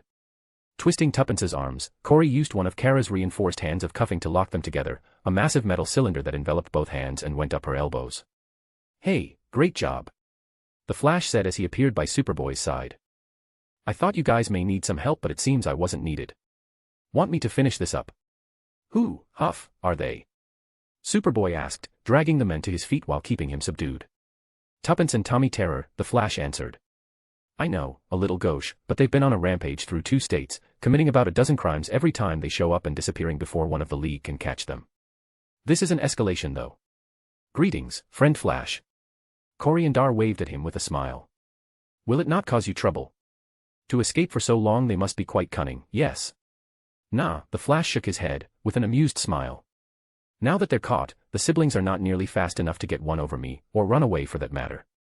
"Thanks," Superboy said, stepping away from Tommy after locking the man's arms. "We have a weekly meeting with the Titans." "No problem, I'll just bring them into one of the League's cells until we have their restraining collars calibrated," the Flash said, putting an arm around Tommy's left shoulder, then changing sides in the blink of an eye when the boy tried to headbutt him. "Hey, if I'm late, good luck with your presentation." Putting each villain over one shoulder, the Flash gave them a small salute and disappeared in red blur, moving much faster than Koryandar could follow even with his burdens. Floating up, she offered Superboy a hand and was mildly surprised when he took it. He had always refused such assistance before. As she pulled him up, the Tamaranine felt his body becoming weightless, then he started following her on his own but never releasing her hand. "Joy. Friend Superboy, you are becoming much better at flight." "Still can't really pick up speed," Superboy said, massaging the back of his neck in embarrassment. "Not with so many buildings around, too much risk I'd destroy them, but I can move freely now." "Congratulations," Koryandar said, glomping the boy with her most heartfelt hug. "Are the lessons with the Superman helping?" "Ah, right, the lessons." Superboy turned away from her, stepping on the edge of the building and looking through the city. "I had to reschedule it. Again. Is everything all right?" Superboy released a long breath, eyes losing focus as he stared at the elevated panorama of the city for nearly a minute. Staying by his side, Koryandar did not interrupt, letting him gather his thoughts and only offering her support. Finally, with a tired voice, he spoke again. "I'm not really comfortable being alone with him yet," turning towards her with a confused look, he continued. "I thought it was what I wanted, but may I inquire why?" "Cadmus," he growled, hands closing into fists. "They created me to take his place if something happened and, as part of my training, there were telepathic scenarios I had to face, memories and challenges meant to make me a weapon. A lot of them had him going bad." Superboy seemed lost, his eyes distant as he remembered the implanted memory, so Koryandar held his face on both hands and kissed his forehead, snapping him out of it. "Friend Connor, I hope you do not think of yourself as a weapon. You never were regardless of what they wanted." "I know, It's just, sometimes that's difficult to remember. Even if Dubilex wiped all the mental triggers they put on me, the memories are still there. When I'm alone with him, they keep repeating in my mind, it's almost all I can think about." "Then we will remind you," Koryandar said, releasing him and stepping back. "As many times as it is needed, we will remind you, that is what friends are for." "Thanks. Please, would you mind some company on your next training session?" I know Kara loved the first one and, assuredly, it is a good reason to pull her away from the house for relaxation. Left alone, she would just keep on working, yes. Connor seemed to think about it, but eventually he smiled and nodded. I guess I can live with that." Touching the control device on her wrist, Koryandar summoned a teleportation platform, one constructed specifically for the Titans' use, then they stepped on top of it and disappeared from the city, going back to the mountain. They were almost at the mission room for the Titans' meeting when a yellow blur came running out of it, moving faster than a speeding car. Snapping his hand down, Connor caught the creature, lifting it into the air with a frown. "All right, who forgot to drain the reserves on one of the rabbits again?" he asked as he walked inside, carrying the creature by the base of its ears. "Also, why's it wearing a costume?" Inside, the Titans were already waiting for them, as well as Red Tornado, Giovanni Zatara, and a young girl. "Don't hold him like that," Ngan protested. "Why? Connor asked as he handed the habit to Corey. It's a super rabbit, it's not gonna get hurt. I'm afraid you're only half correct, said the Zatara as he greeted them. You see, Kid Flash was very skeptical of my credentials, so I decided a practical demonstration was best to correct it. Extending the costume-wearing rabbit in front of her with both hands, Corey and Dar could actually see the resemblance on the creature, and its diminutive costume fit perfectly in the little furry body. "Aw, you look so cute." Looking at the young girl wearing a magician costume, Connor turned to Robin and lifted an eyebrow. He hit on her. He hit on her, Robin nodded with a smirk. In his defense, the young girl said with a smile. It was only a compliment, a very respectful one. Daddy is just overprotective. Robin's smirk disappeared, briefly turning into a worried look before he caught himself.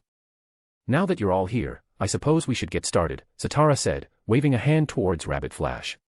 Lepsid. With a puff of white smoke, Kid Flash appeared between her hands, his face red with embarrassment. He turned towards Zatara and lifted a finger. This doesn't pro. Pausing, he saw the girl's smile turning into a frown and thought better of it. Alright, maybe it was magic, but I'm not totally convinced. Friend Kid Flash, if it is any consolation, Kara says magic is merely an exotic power source, Corey and Dar said, putting a hand on his shoulder. It has yet to be fully understood, but she already has several devices that can harness it. I'd very much like to see them, Zatara said with a worried face. Magic can be extremely dangerous when abused. It was a consolation, Kid Flash said, then shuddered. But now I'm just worried again. Anyway, Zatara said. Zatanna, this is the entire team. Titans, this is Zatanna, my daughter. So, she's hoping to join the team. Calder-HM asked, looking at Red Tornado and Zatara.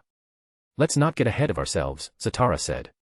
Although Captain Marvel has convinced me Zatanna could benefit from training with the Titans, I'm not certain this should be more than a temporary arrangement.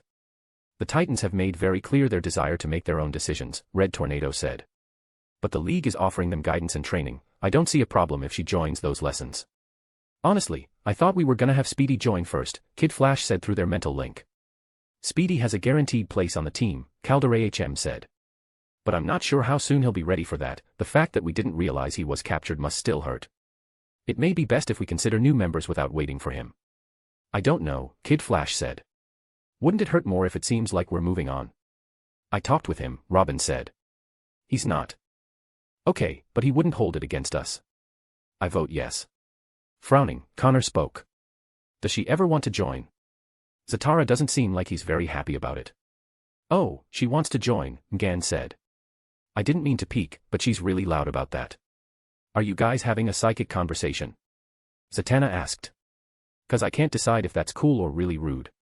Apologies, it was simply a newfound proclivity. We did not intend to exclude you, Corey and Dar said, focusing entirely on Zatanna and deferring more serious thoughts for later. There was something more important to do. Teaming fascination. Please, do you share your father's powers? How experienced are you? Do you enjoy mustard? Do you wish to be my friend? Is she always like this? Zatanna asked, overwhelmed by the barrage of questions. More or less, Robin shrugged, stepping closer and putting a hand on her shoulder. Come on, let's go to the lounge, no sense in just standing here. Dude, not cool, I saw her first. Kid Flash said through their mental connection. She even liked the compliment. I'm just being friendly while you're being rude again, say it out loud, Robin answered with a smirk. Alright, you can cut them off, Megan, Calder-HM said, but he had a hint of amusement in his eyes. Already did, Gen confessed, floating closer and accompanying everyone out of the room. Zatanna lifted an eyebrow, but didn't comment on the secret conversation. Do you guys have anything to eat here? I believe there's some pizza in the fridge, Calder-HM offered. Nope, Robin shook his head. Kid Flash ate that earlier. They reached the lounge and Gan quickly flew into the kitchen. I could whip something up. But what? She eagerly suggested, trying to think of a dish. Then she turned towards the Tamarinine. Hello, Megan. We were just talking about it yesterday. That didn't sound too complicated to make and you said both you and Kara loved it. Corey and Dar turned to the Martian in surprise. Friend Gan, I admire your boldness but, I do not think Kara would approve without being present. Furthermore, the experience was very messy. What? Gan asked with brief confusion, then her face went completely red. No. I didn't. I mean the food. The food, not how you. Well, now I'm curious, Zatanna said with an amused voice. Can we please drop this conversation? Connor begged. I don't want to picture whatever you did with my cousin. Wisely, the rest of the boys choose to remain quiet. Oh, in that case, I do believe we have enough here, Coriandar nodded. Want me to show you? Don't. Connor stopped them again. Whatever it was, I don't want to know. I like eating, don't ruin it for me. Yeah, I think I'm gonna like it here, Zatanna commented with amusement. Several hours hence, Coriandar stood in front of the Justice League, her back straight as she gave them an explanation. Unfortunately not, the Citadelians are not merely sentient but sapient clones, however they are genetically defective, their intelligence, imagination and empathy are culled to an alarming degree. Would it be possible to fix them? The Batman asked. Could your people reach a peace agreement if we did so? On Tamarin, we did not have the technology to do so, Coriandar confessed. Some of the records Kara procured from the Psion ship also indicate there was a failed attempt, fixing it would require an intact sample and that has been lost millennia ago. And the other races under Citadel rule? Wonder Woman asked. The Branks and the Gordonians are savage, violence is an essential part of their society and, in the instance of the Gordonians, so is bondage, Coriandar explained. Notwithstanding, unlike the Citadelians, they are not entirely incapable of kindness or love. The Psions are much worse, they are inherently amoral, their race has no values besides scientific discovery and are, without exception, sadistic, sparing no efforts to make their experiments as agonizing as possible. Thank you for answering our questions, the Aquaman said after she was done. I hope you understand our hesitation, the Superman said with an understanding voice. The war on the Vega system could result in the genocide of several races, we simply wish to explore every possible avenue. 20 of the 21 planets on the Vega system were under Citadel control, several races being either allied or subjugated under their thumb. Defeating the Citadel's forces could mean the end of several of them. I do not request that you take on this obligation, Cori nodded. Defeating the Citadel should not be your responsibility, I only ask for assistance with freeing my people. I'm sorry, despite my wishes, I can't take part in this, the Captain Adam said. Although I'm retired, my presence would still connect the US military to a foreign war, I can't do that. The Aquaman too shook his head. Although it's my right, I won't commit my people to a war they don't agree with. Atlantis has voted against taking action. Coriandar felt as if something struck the pit of her stomach, her prowess visibly draining as her hair lost color and the light of her eyes diminished. As a princess, she understood the necessities of making hard decisions, but she still hoped.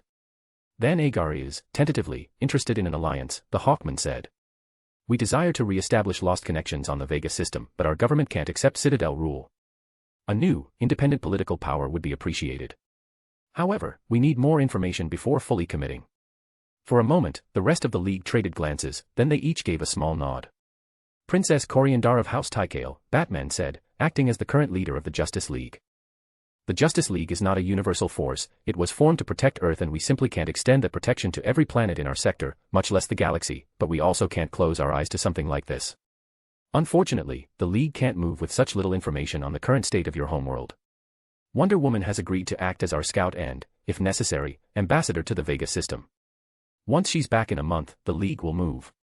For once in her lifetime, Coriandar did not know what to say, merely standing still as the emotions hit her with full force, her hair nearly bursting into flame as hope was rekindled.